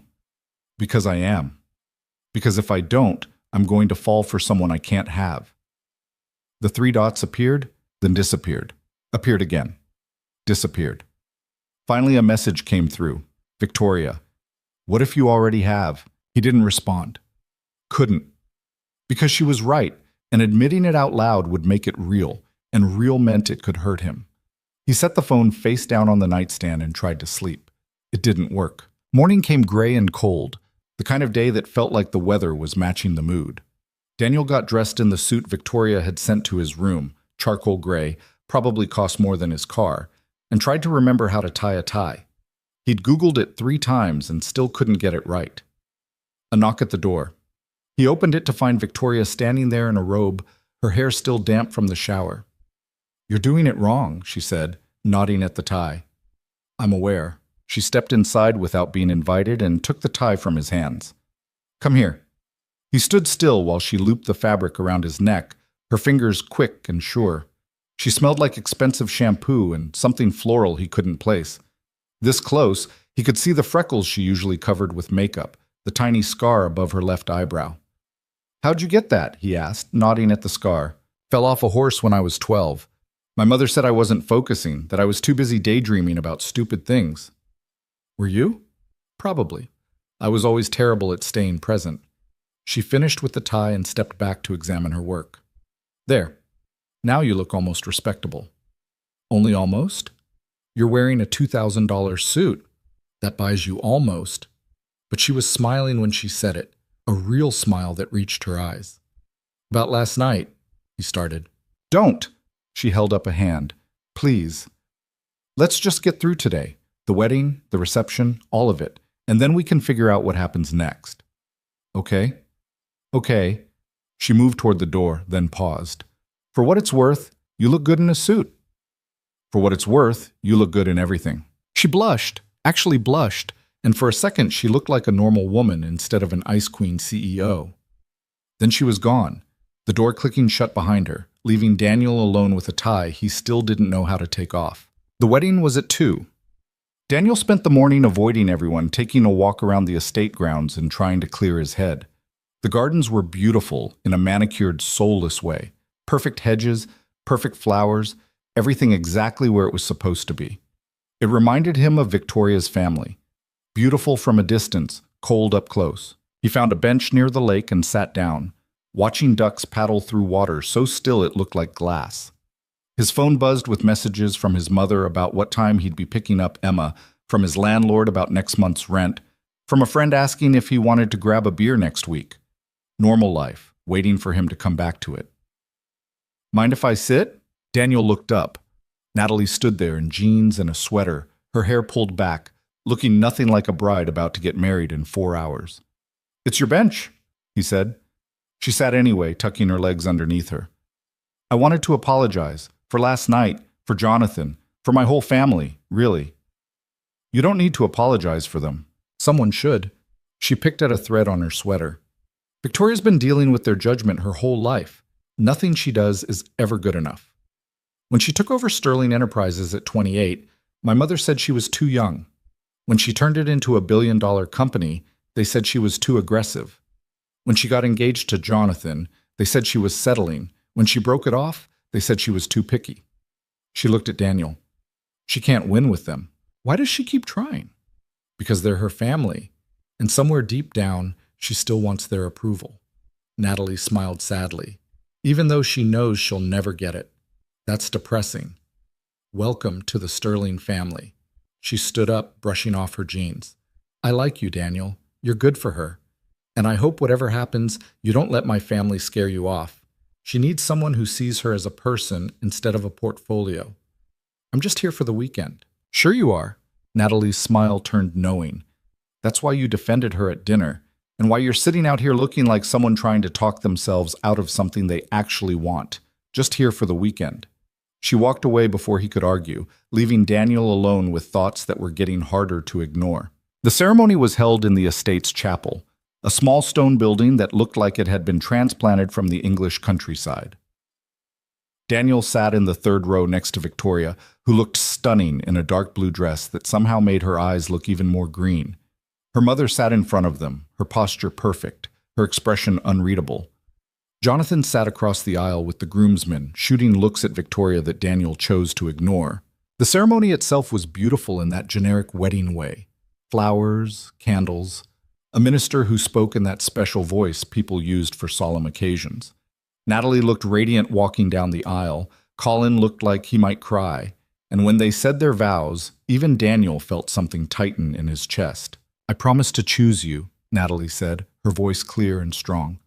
Every day, even when it's hard. Especially when it's hard.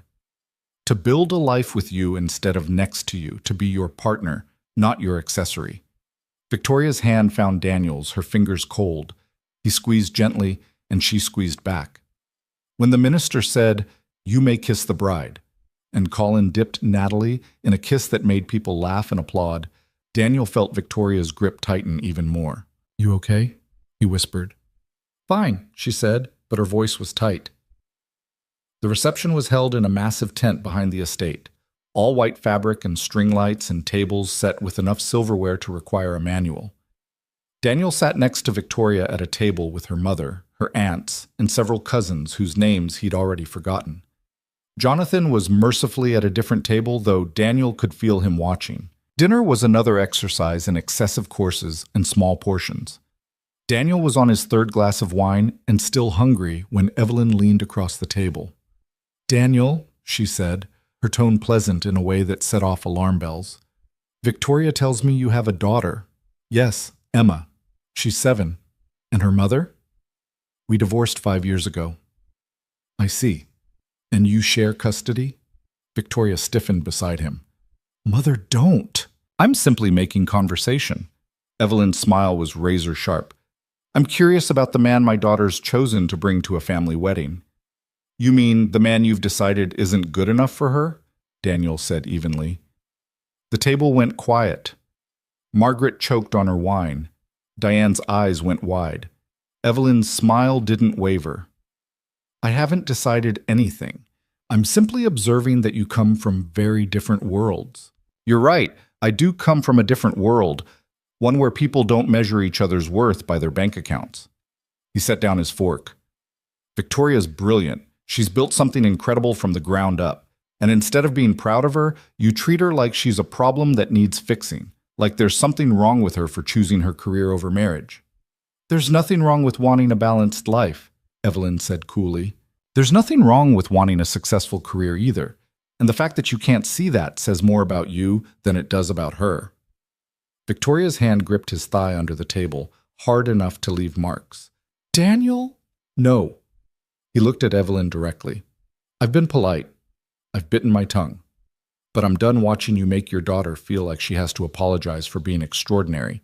She doesn't owe you an explanation for her choices. She doesn't owe you anything. Evelyn stood up, her face composed but her eyes cold with fury. Excuse me, she said, and walked away from the table with the kind of controlled grace that suggested years of practice hiding rage. Margaret and Diane exchanged glances, then quickly found reasons to leave as well. Within seconds, Daniel and Victoria were alone at the table. I think I just burned every bridge you had left, Daniel said. Good. Victoria's voice was shaky but fierce. They were rotten bridges anyway. Your mother's going to hate me forever. She already did. Now at least she has a good reason. She turned to face him, her eyes bright. Thank you. For what? I just made everything worse. For saying what I've wanted to say for 20 years. She took his hand, threading their fingers together on top of the table where anyone could see. For making me feel like it's okay to be who I am. Before Daniel could respond, the music changed. The DJ announced the first dance. Natalie and Colin took the floor, swaying together to some slow song that Daniel vaguely recognized. Other couples started joining them, Victoria's aunts with their husbands, cousins with their partners, even Evelyn with some man Daniel assumed was a family friend. We should dance, Victoria said. I'm a terrible dancer. I don't care. She pulled him onto the floor before he could argue. He put his hands on her waist, awkward and stiff, trying to remember the last time he danced with someone. Probably his wedding, which seemed like a lifetime ago. Victoria stepped closer, her arms looping around his neck. Relax. You look like you're being held hostage. I feel like I'm being held hostage. By me or by my family?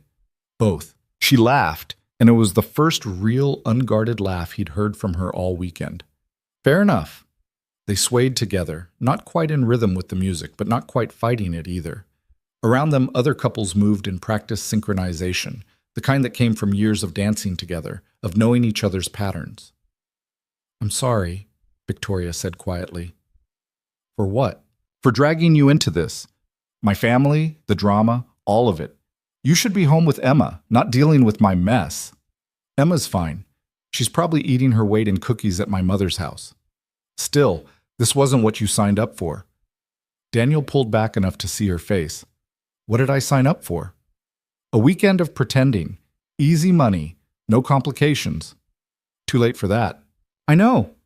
She rested her head against his shoulder and Daniel let his hand slide up her back, holding her closer. I keep trying to tell myself this is just temporary. That Monday morning we'll both go back to our normal lives, and this will just be a weird story we tell someday. But I don't think I believe that anymore. Why not? Because I don't want it to be temporary.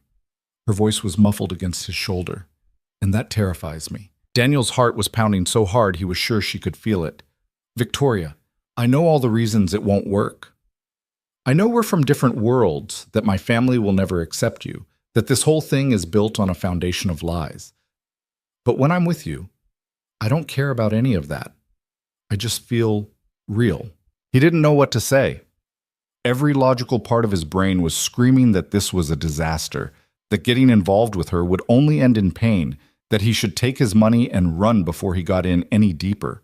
But the rest of him, the part that had kissed her last night, the part that had defended her twice in 24 hours, the part that was currently holding her like she was something precious, that part didn't want to let go.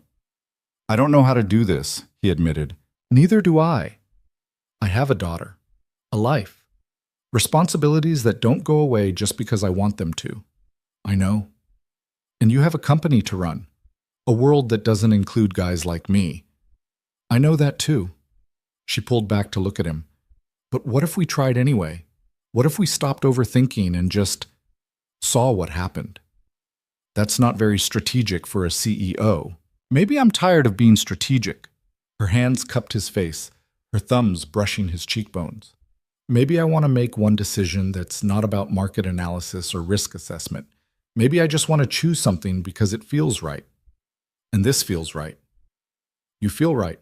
Daniel kissed her, right there in the middle of the dance floor with her family watching and the music playing and the lights twinkling overhead. He kissed her like he meant it, because he did. Like he wasn't scared, even though he was. Like this could actually work, even though he had no idea if it could. When they broke apart, the song had changed, and people were staring, but Daniel didn't care.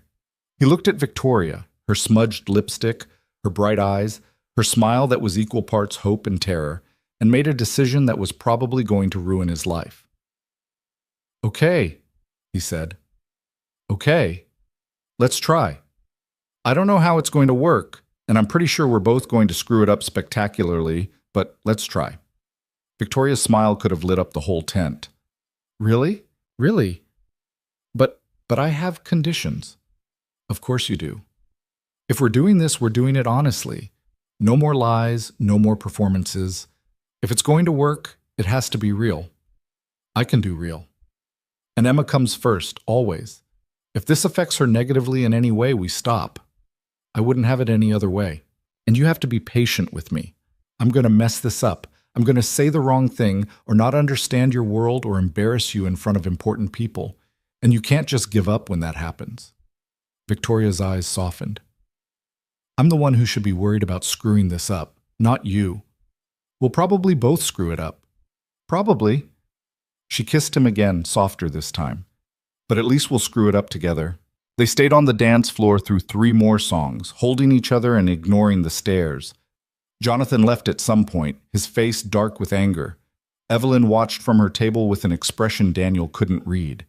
The aunts whispered behind their hands. Daniel didn't care about any of it. For the first time in longer than he could remember, he wasn't thinking about money or bills or whether he was good enough.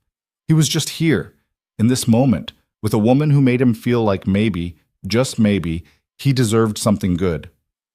"What are you thinking about?" Victoria asked. "That I'm probably going to regret this." "Gee, thanks. But I'm going to do it anyway." He tucked a strand of hair behind her ear. "Because you're worth the risk." Victoria's breath caught. "No one's ever said that to me before." Then they were all idiots. She laughed, pressing her forehead against his. "We're really doing this. We're really going to try. We're really going to try. It's insane. Completely. We're going to fail. Probably. But we're doing it anyway." "Yeah," Daniel said, pulling her closer. "We're doing it anyway." The party went late into the night. Daniel lost track of how many dances they had, how many glasses of champagne Victoria drank, how many disapproving looks they got from her family. At some point, Natalie found them and hugged them both, whispering, "I'm so happy for you," in Victoria's ear before being pulled away by her new husband. Around midnight, they slipped away from the reception, walking back to the main house hand in hand. The night was clear, stars visible despite the ambient light from the tent. Daniel's suit jacket was somewhere back at the reception. Victoria had lost her shoes an hour ago and was walking barefoot on the cold stone path. "Your feet are going to freeze," Daniel said. "I don't care." "You're going to care when you get frostbite." "Then carry me." "You're drunk." "I'm happy." She spun around to face him, her dress twirling. "I'm happy, and I don't care who knows it." "The whole estate knows it. You announced it to the string quartet." "Did I?" She giggled, and it was such an un-Victoria sound that Daniel couldn't help but smile. "Good. They should know. Everyone should know that Victoria Sterling chose something for herself instead of letting her family choose for her. They're going to make your life hell for this. Let them try." She grabbed his lapels, pulling him down for a kiss that tasted like champagne and strawberries. "I have you now. I can handle anything." Daniel wasn't sure that was true, but he didn't argue. Instead, he kissed her back and let himself believe, just for tonight, that maybe they really could make this work. They made it back to their rooms eventually, standing in the hallway between their doors like teenagers afraid to say goodnight. "I should go to bed," Victoria said. "Probably. Big day tomorrow, driving back to Boston. Real life." "Yeah." She didn't move. Neither did he. "Stay," she said finally. "Victoria, I'm not asking for anything. I just don't want to be alone tonight." Her voice was small, vulnerable. "Please." Daniel knew it was a bad idea, knew it was crossing a line they couldn't uncross, but he also knew he couldn't say no to her, not when she looked at him like that. "Okay," he said. They went into her room together, and Daniel tried not to think about all the ways this could go wrong. Victoria changed in the bathroom, coming out in an oversized t-shirt that somehow made her look younger and more real than any designer dress could. She climbed into bed, pulling back the covers for him. Daniel took off his shoes and dress shirt, climbing in beside her in his undershirt and suit pants. She immediately curled against him, her head on his chest, her arm across his waist. "Thank you," she whispered. "For what?" "For choosing me back." Daniel's throat tightened. He wrapped his arms around her, holding her close, and stared at the ceiling while she fell asleep against him. He didn't sleep. Couldn't. Because he'd just agreed to try a relationship with a woman who lived in a completely different universe than him, and he had no idea how it was going to work. But as he lay there listening to her breathe, feeling her warmth against him, he realized something that should have scared him, but didn't. He was already in love with her, and that changed everything. Morning arrived with cruel brightness, sunlight pouring through windows Daniel had forgotten to close. Victoria was still asleep beside him, her face peaceful in a way it never was when she was awake. He watched her for a moment, committing it to memory. The way her hair fell across the pillow, the slight furrow between her brows, even in sleep, the vulnerability that she only allowed when she thought no one was looking. His phone buzzed on the nightstand. A text from his mother. "What time should I expect you? Emma's been asking since she woke up." Reality crashed back in. He had to drive back to Boston, pick up his daughter, return to his actual life. A life that didn't include sleeping in luxury estates or falling for billionaire CEOs. Victoria stirred, her eyes opening slowly. For a second, she looked confused, like she'd forgotten where she was. Then she saw him and smiled, soft and genuine. "Hi," she said, her voice rough with sleep. "Hi. You stayed. You asked me to." She reached out, her fingers tracing the line of his jaw. "I wasn't sure you would. I'm full of surprises." Apparently, she sat up, the sheet pooling around her waist. Her hair was a mess, her makeup long gone. She looked nothing like the polished CEO from the magazine covers. She looked real. "What time is it?" "Almost 9. We should get ready. Checkout's at 11. "Yeah." But neither of them moved. Victoria pulled her knees to her chest, wrapping her arms around them. "So this is the part where we figure out what happens next. I have to pick up Emma at noon." "Right, of course."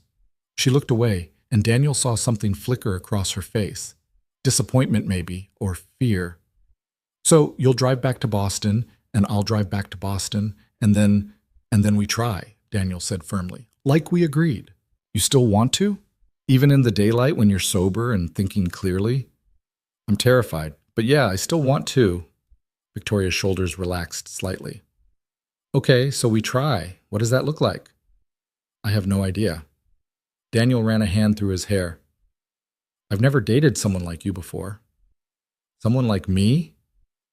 "Someone who owns the building I work in. Someone whose family thinks I'm trash.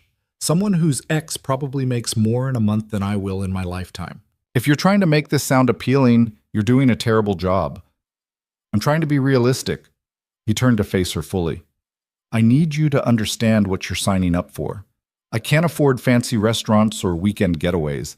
I can't take you to charity galas or art openings. Most nights I'm making boxed mac and cheese for dinner and helping Emma with homework. That's my life. I don't care about fancy restaurants. You say that now? Daniel! She grabbed his hand. I've had fancy restaurants. I've had men who took me to the opera and bought me jewelry and said all the right things at all the right parties. And I was miserable. Because none of it was real. It was all performance. Her grip tightened. You make boxed mac and cheese and help your daughter with homework. You defend people who don't deserve it and you say what you mean even when it's inconvenient. That's real. That's what I want. What about your family? What about them? They're going to make this impossible. Your mother already hates me. Your ex is going to cause problems. And I'm guessing the board of directors isn't going to love their CEO dating someone from accounting. Victoria's jaw tightened. Then they can deal with it. I'm 30 years old. I've spent my entire life making decisions based on what other people think.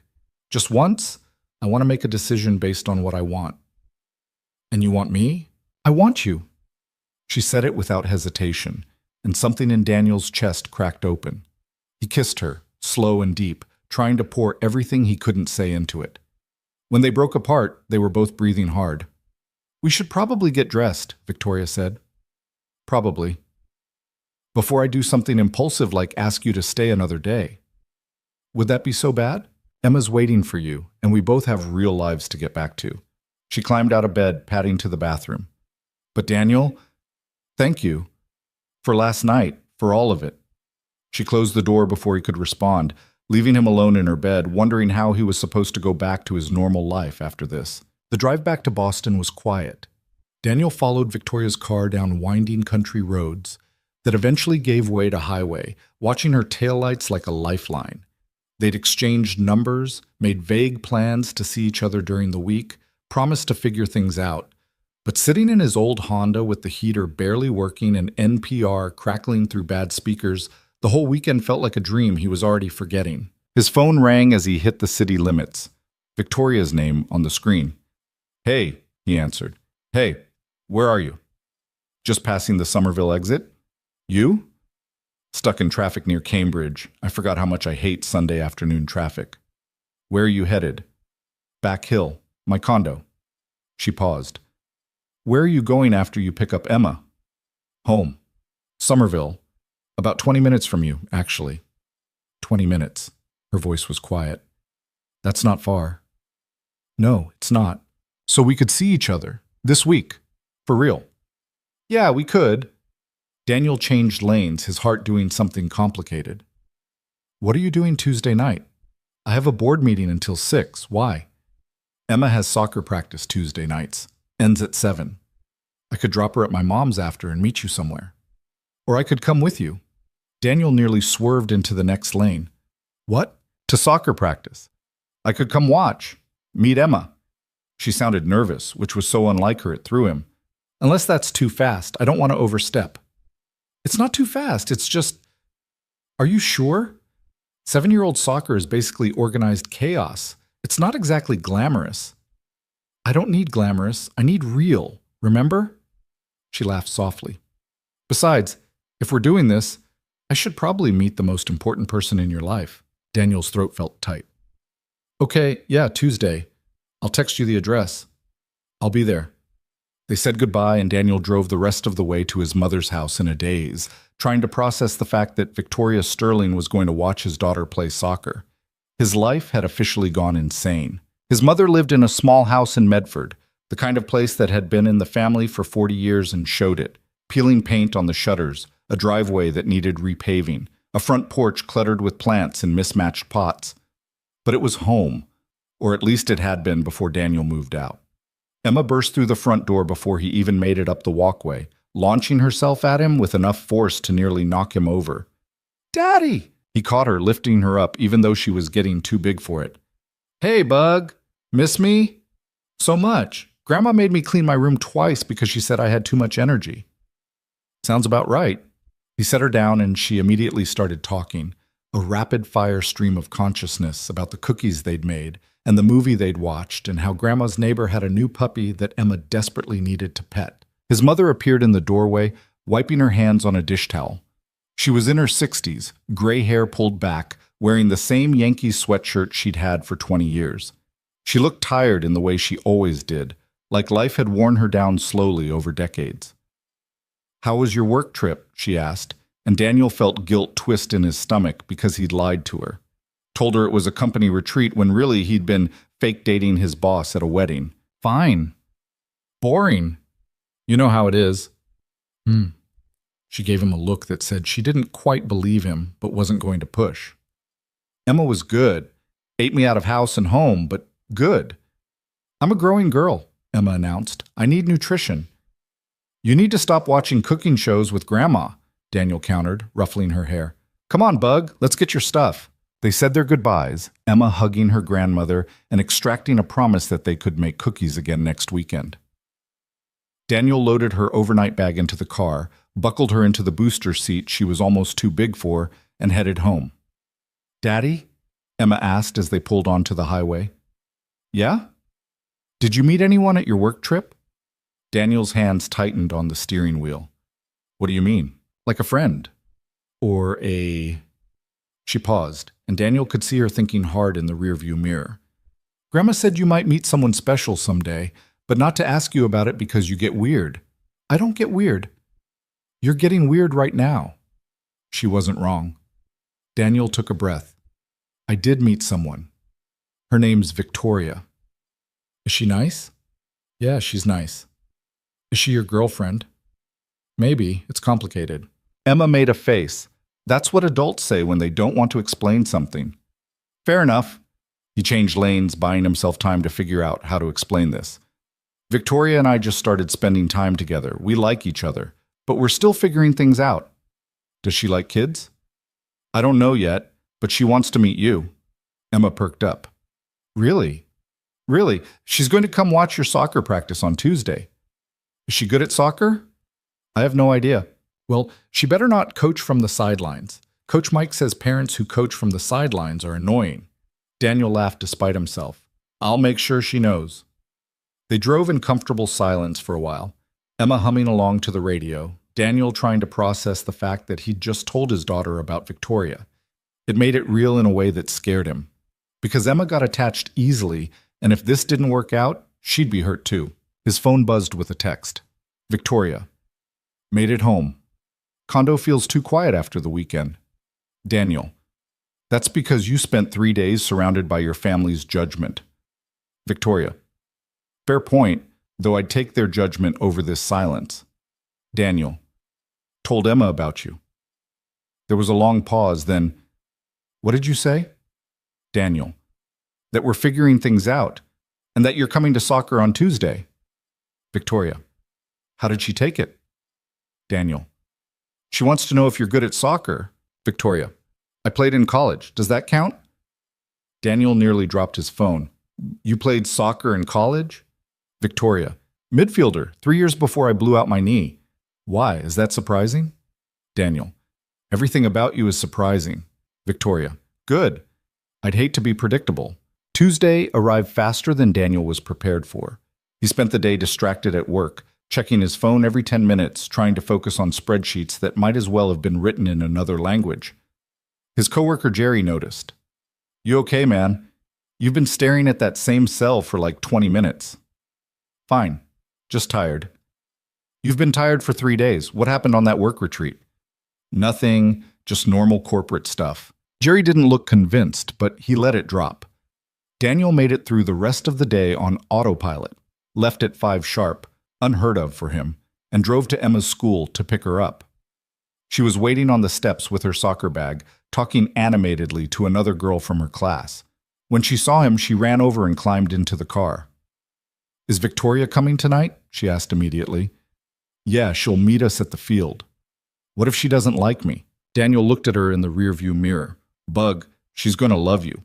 How could she not?" "Maybe she doesn't like kids. Some people don't like kids." "Then she wouldn't have asked to meet you." He pulled out of the parking lot, heading toward the soccer field. "But if you're nervous, that's okay. I'm nervous too." "You are?" "Yeah, because you're the most important person in my life, and I want her to see how great you are." Emma thought about this. "What if I mess up at practice?" "Then you mess up. That's what practice is for." "But I want to look good." "Bug, you always look good. Just have fun, okay?" They got to the field at 6:30. Daniel parked and helped Emma with her gear, his eyes scanning the parking lot for Victoria's car.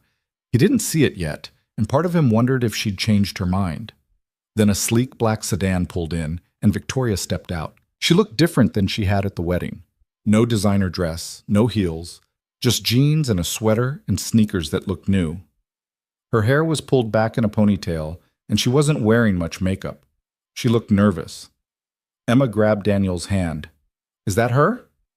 "Yeah, that's her." "She's pretty." "Yeah, she is." Victoria walked over, her smile tentative. So, Daniel felt like a teenager on a first date. "This is Emma." Emma stared up at Victoria with the kind of unfiltered assessment only kids could pull off. "You're tall." Victoria laughed, surprised. "I am. Is that okay?" "I guess. Do you really know how to play soccer?" "I used to. Why, do you need tips?" "Maybe. I'm not very good at corner kicks." "Corner kicks are tricky. Want me to show you some stuff after practice?" Emma's face lit up. "Really? Really?" Victoria glanced at Daniel, and he saw the question in her eyes. "Did I do okay?" He smiled, and she relaxed slightly. They walked to the field together, Emma chattering about her team and her coach and the girl named Madison who always hogged the ball. Daniel set up his folding chair on the sideline, and Victoria sat next to him, close enough that their shoulders touched. "Nervous?" he asked quietly. "Terrified," she admitted. "What if she hates me? She asked you for soccer tips within 30 seconds of meeting you. I think you're safe." Practice started, and Emma ran onto the field with her team, a chaotic group of 7-year-olds in mismatched jerseys. Daniel had seen this dozens of times, the drills that devolved into arguments, the water breaks that lasted too long, the way Coach Mike tried to maintain order while clearly questioning his life choices. But watching it with Victoria next to him felt different. She leaned forward during drills, calling out encouragement when Emma got the ball, wincing when another kid knocked her over. She asked questions about the rules, about Emma's position, about how long she'd been playing. "She's good," Victoria said during a water break. "She's enthusiastic. There's a difference." "No, she's actually good. Watch her footwork. She's got control most of these kids don't have." Daniel looked at his daughter with new eyes. Victoria was right. Emma moved differently than the other kids, more deliberate, more focused. "She gets that from you," he said. "She's never even met me." "I meant the focus, the determination." He bumped her shoulder with his. "You would have been a terrifying 7-year-old." "I was. Ask my mother." She smiled, but it didn't quite reach her eyes. Practice ended at 7. Emma ran over, sweaty and grinning. "Did you see? I almost scored." "You did great, Bug," Daniel said. Emma turned to Victoria. "Can you show me those corner kick things now?" "If your dad doesn't mind." "I don't mind."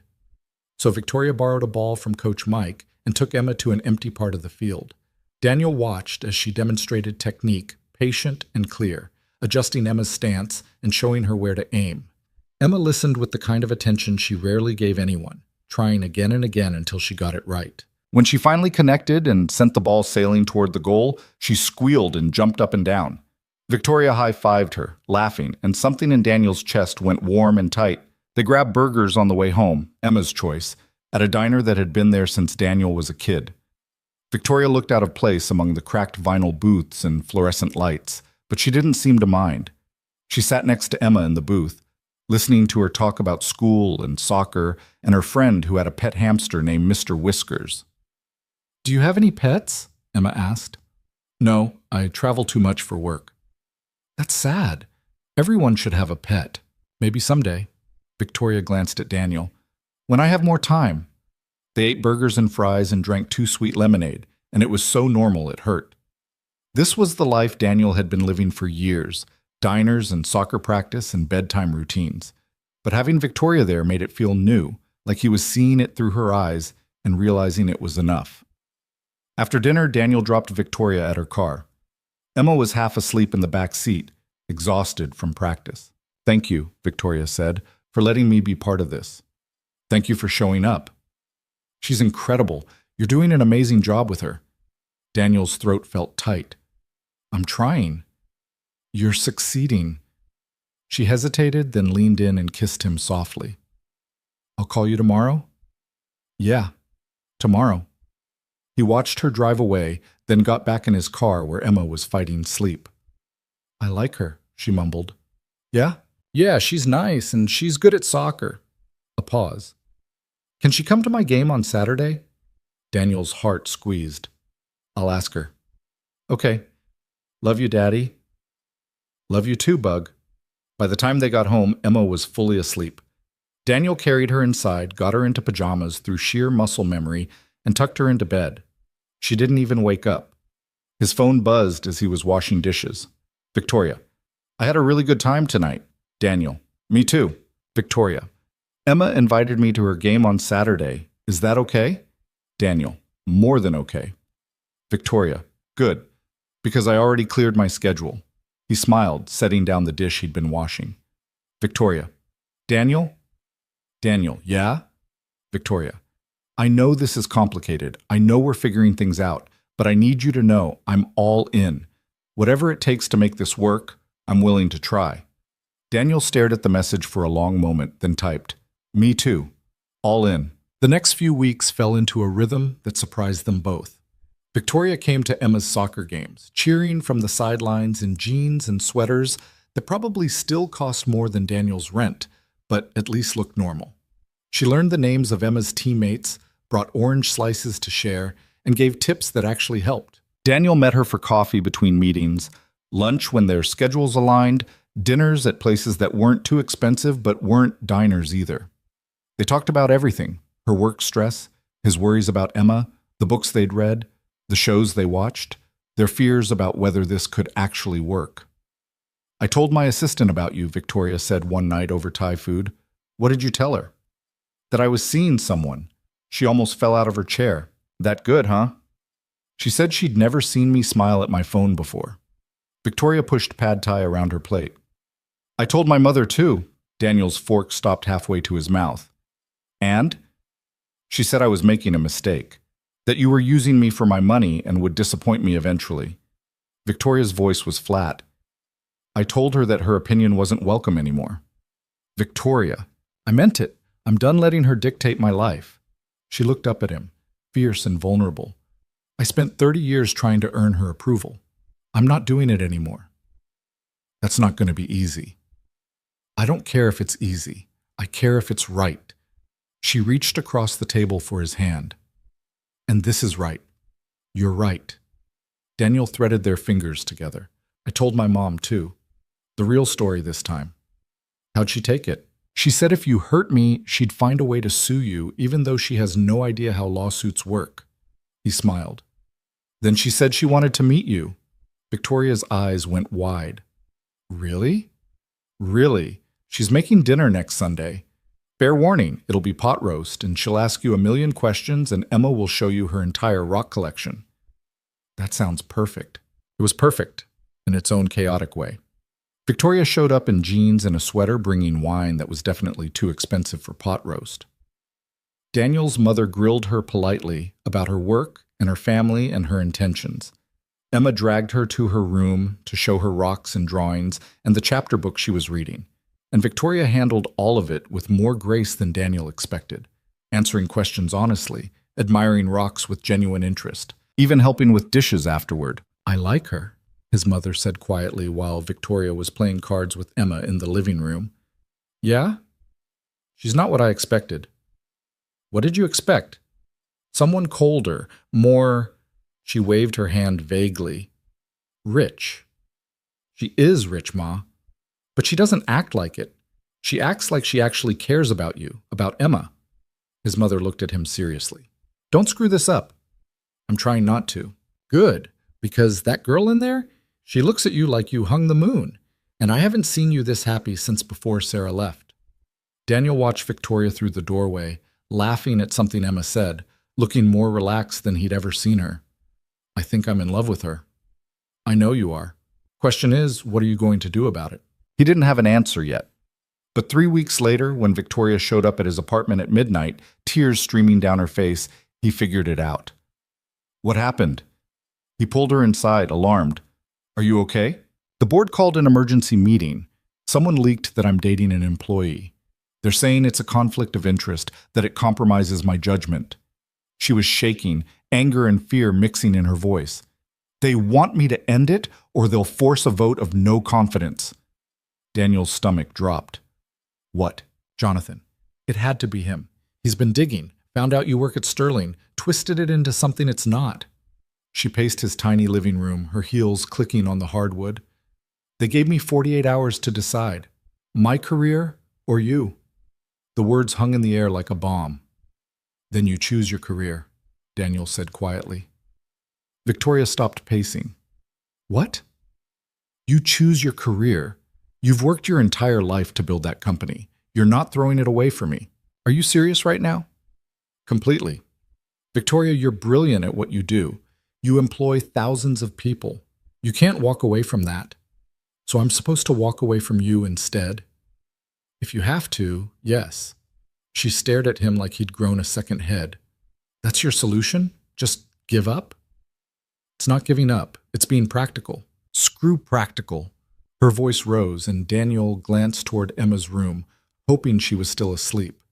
I've been practical my whole life. I've made every decision based on what was smart, what was strategic, what would protect the company. And where did it get me? Alone in my office crying because I was too scared to want anything for myself. This is different. No, it's not. It's the exact same thing, and I'm done. She crossed her arms, and Daniel saw the CEO coming out. I'm not giving you up. I'm not choosing between my career and my life anymore. What are you going to do? I'm going to fight. I'm going to tell the board that my personal life is none of their business, that as long as there's no actual conflict of interest, and there isn't, you don't report to me and we've disclosed the relationship, they can deal with it. And if they don't, then I'll resign. Daniel felt like the floor had dropped out from under him. You can't do that. Watch me. Victoria, stop. Think about this. I have thought about it. All I've done is think about it. She stepped closer, and her eyes were blazing. I love you. I'm in love with you. And I'm not walking away because some scared old men on a board think it's inappropriate. Daniel's heart stopped. You love me? Of course I love you. Why do you think I'm here? Her voice cracked. I've never fought for anything in my personal life. I've always just let things happen to me, let people leave, convinced myself it was easier that way. But I'm not doing that with you. I'm fighting, even if it costs me everything. He kissed her, hard and desperate, pouring everything he felt into it. When they broke apart, they were both shaking. I love you too, he said. I've loved you since that first night at the estate when you stood up to your mother. Maybe even before that. Then help me fight. How? I don't know, but we'll figure it out together. They spent the night on his couch, holding each other and making plans. By morning, they had a strategy. Victoria would meet with the board, present the facts, and make it clear she wasn't backing down. Daniel would request a transfer to a different department, removing any appearance of impropriety. And if the board still pushed back, Victoria had a lawyer ready to review her contract and their bylaws. This could get ugly, Daniel warned. I don't care. Your family's going to lose their minds. They already have. Emma's going to have questions if this goes public. Then we'll answer them. Together. Victoria stood up, smoothing her rumpled clothes. I have to go home and shower before my meeting, but Daniel, thank you. For what? For being worth fighting for. The board meeting happened that afternoon. Daniel spent the whole time pacing his cubicle, unable to focus, checking his phone every 30 seconds. Victoria had promised to text when it was over, but 3 hours passed with nothing. Finally, at 5:30, his phone rang. How did it go? He answered. I'm still CEO. Her voice was exhausted but triumphant. They weren't happy, but the lawyer I brought made it very clear they had no legal grounds to force the issue. As long as there's no actual conflict of interest, my personal life is my business. Daniel sagged against his desk. Thank God. There are conditions. You have to transfer departments. I already approved it with HR. And we have to maintain professional boundaries at work. No special treatment, no appearance of favoritism. I can do that. I know you can. She paused. Daniel, I need you to know something. I would have walked away from it. The company, the board, all of it. If they'd forced me to choose, I would have chosen you. His throat went tight. I know. I've never done that before. Put someone else first. You put Emma first when you showed up to her soccer game, when you met my mother, when you learned her favorite color and memorized her friends' names. He smiled even though she couldn't see it. You've been putting us first for weeks. You just didn't realize it. She was quiet for a moment. Then, I want to tell you something about why I was crying that night in my office. The real reason. Okay. It wasn't just about the wedding or my family or Jonathan. It was about the fact that I'd just turned 30 and I realized I had everything I was supposed to want. Money, power, success, and I felt nothing. Just this hollow emptiness, like I'd traded my entire life for a company and forgot to build anything else. Her voice wavered. I was crying because I thought that was all I'd ever be. the Ice Queen, the CEO who chose work over everything and ended up alone. You're not alone, I know, because you chose me back. Even when it was complicated and messy and made no sense, you chose me anyway. Best decision I ever made. Even better than the Honda? He laughed. Even better than the Honda. They talked for another hour, making plans for dinner that weekend, discussing how to handle the office gossip that would inevitably follow, figuring out how to blend their lives in a way that worked for both of them. It wasn't perfect, it wasn't easy, but it was real. 6 months later, Daniel stood in Victoria's condo, which had somehow become their condo without either of them quite planning it, watching Emma teach Victoria how to make friendship bracelets. They sat on the floor surrounded by colored thread and beads, Victoria's tongue sticking out slightly as she concentrated on a particularly tricky knot. Like this? She asked Emma. No, you have to go under first, then over. Here. Emma demonstrated with the patience of someone who'd explained this 100 times. Victoria tried again. This time she got it right, and Emma cheered like she'd won the lottery. Daniel's phone buzzed, his mother. Dinner's at 6 on Sunday. Tell Victoria I'm making her favorite. He smiled. Victoria had been to Sunday dinner at his mother's house more times than he could count now. Emma adored her. His mother had stopped asking when they were getting married and started just assuming they would eventually. Even Victoria's family had come around, in their own grudging way. Evelyn still didn't approve, but she'd stopped making comments. Natalie called regularly to check in. And at the company holiday party, Victoria's aunts had actually made polite conversation instead of thinly veiled insults. It wasn't perfect. Some of Victoria's colleagues still whispered. Some of the other parents at Emma's school made assumptions. And there were moments when the differences in their backgrounds came up in ways that stung. But they worked through it. They talked through the hard stuff instead of avoiding it. They made compromises. Victoria learned to appreciate dive bars and community theater. Daniel learned to navigate charity galas without feeling like an imposter. They built something together that belonged to both of them. Daddy, look! Emma held up a completed bracelet. I made this for you. Daniel took it, admiring the pattern of blue and green beads. It's perfect, Bug. Victoria helped. Did she? He looked at Victoria, who was trying to hide a smile. I provided moral support, she said. That's important too. He sat down on the floor with them, and Emma immediately started making another bracelet. Victoria leaned against his shoulder, and they sat like that for a while, watching Emma work, comfortable in the silence. I have news, Victoria said eventually. Good news or bad news? Good. The expansion into renewable energy got approved. We break ground in the spring. That's amazing. He kissed her temple. I'm proud of you. It's going to mean some long hours, some travel. We'll manage. We always do. Emma looked up. Are you going away again? Just for a few days at a time, Victoria assured her. And I'll always come back. Promise? Promise. It was such a simple exchange, but it meant everything. Because Victoria kept her promises now. She showed up when she said she would. She made time for soccer games and school plays and lazy Sunday mornings. She'd learned how to be part of their lives instead of just visiting them. And Daniel had learned how to let her in, to accept help when she offered it, to believe he was enough for her even when his bank account said otherwise, to trust that love didn't have to make sense on paper to work in real life. That night, after Emma was in bed, they sat on the balcony of Victoria's condo overlooking the city. It was cold, almost November, but Victoria had invested in a good outdoor heater after Daniel mentioned he missed having a porch. I've been thinking, Victoria said, wrapped in a blanket and holding a mug of tea. About what comes next. For us.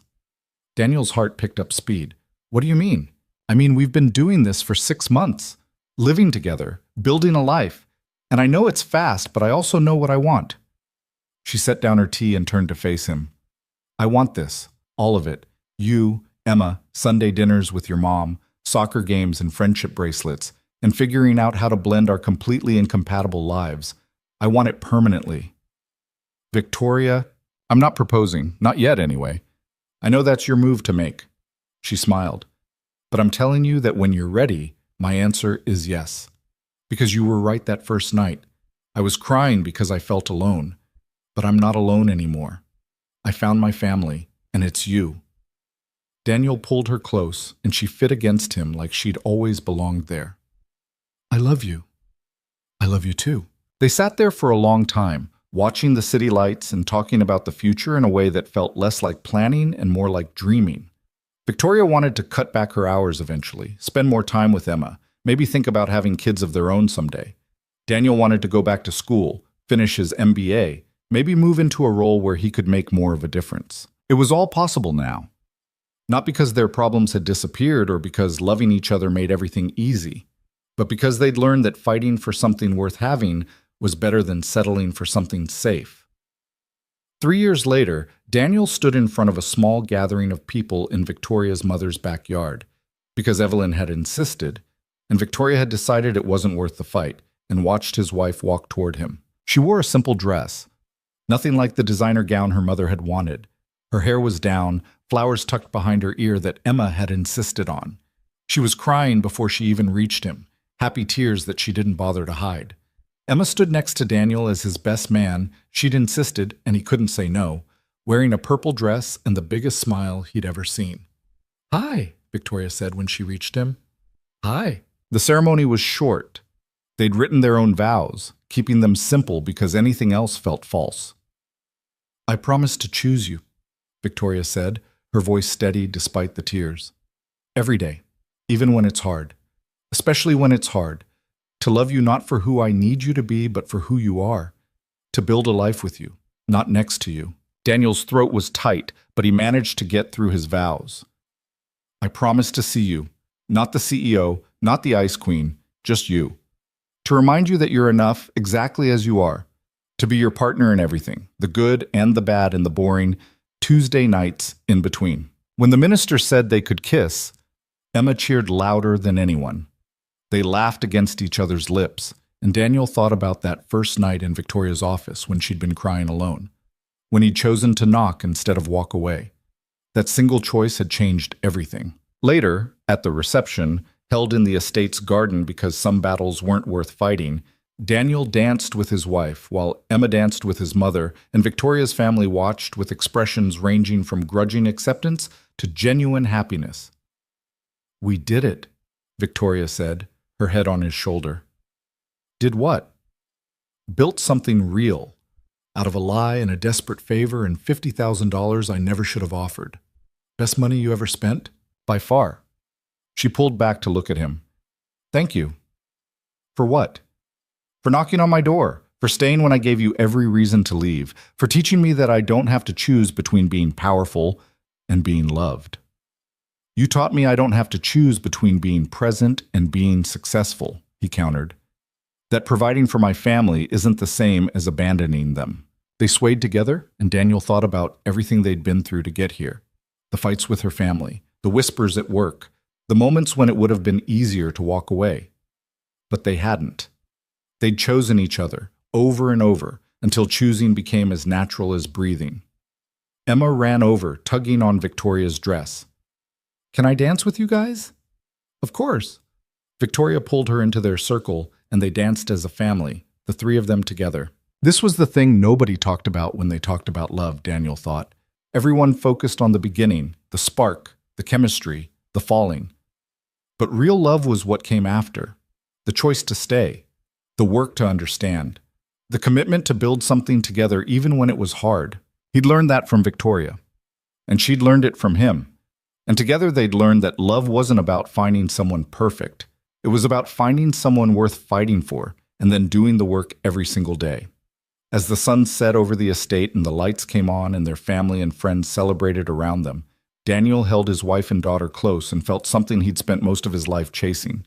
He felt enough, not because Victoria's money had solved his problems, not because marrying her made him more valuable, but because he'd finally learned that his worth wasn't measured by his bank account or his job title or anyone else's opinion. It was measured by the people who chose to love him.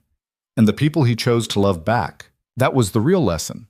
Not about rich and poor, or power and vulnerability, or any of the surface-level differences that seemed so important at the beginning. It was about learning that love required courage, the courage to be seen, to be vulnerable, to risk everything for something that might not work out. And sometimes, when you were brave enough to take that risk, you got lucky. You found someone just as scared as you, just as imperfect, just as desperate for connection. And together you built something that neither of you could have built alone. Daniel looked at Victoria, at Emma, at the life they'd created together from nothing but a desperate favor and a willingness to try. Yeah, he thought, we got lucky. And then he stopped thinking entirely and just danced with his family, grateful for every choice that had led him here.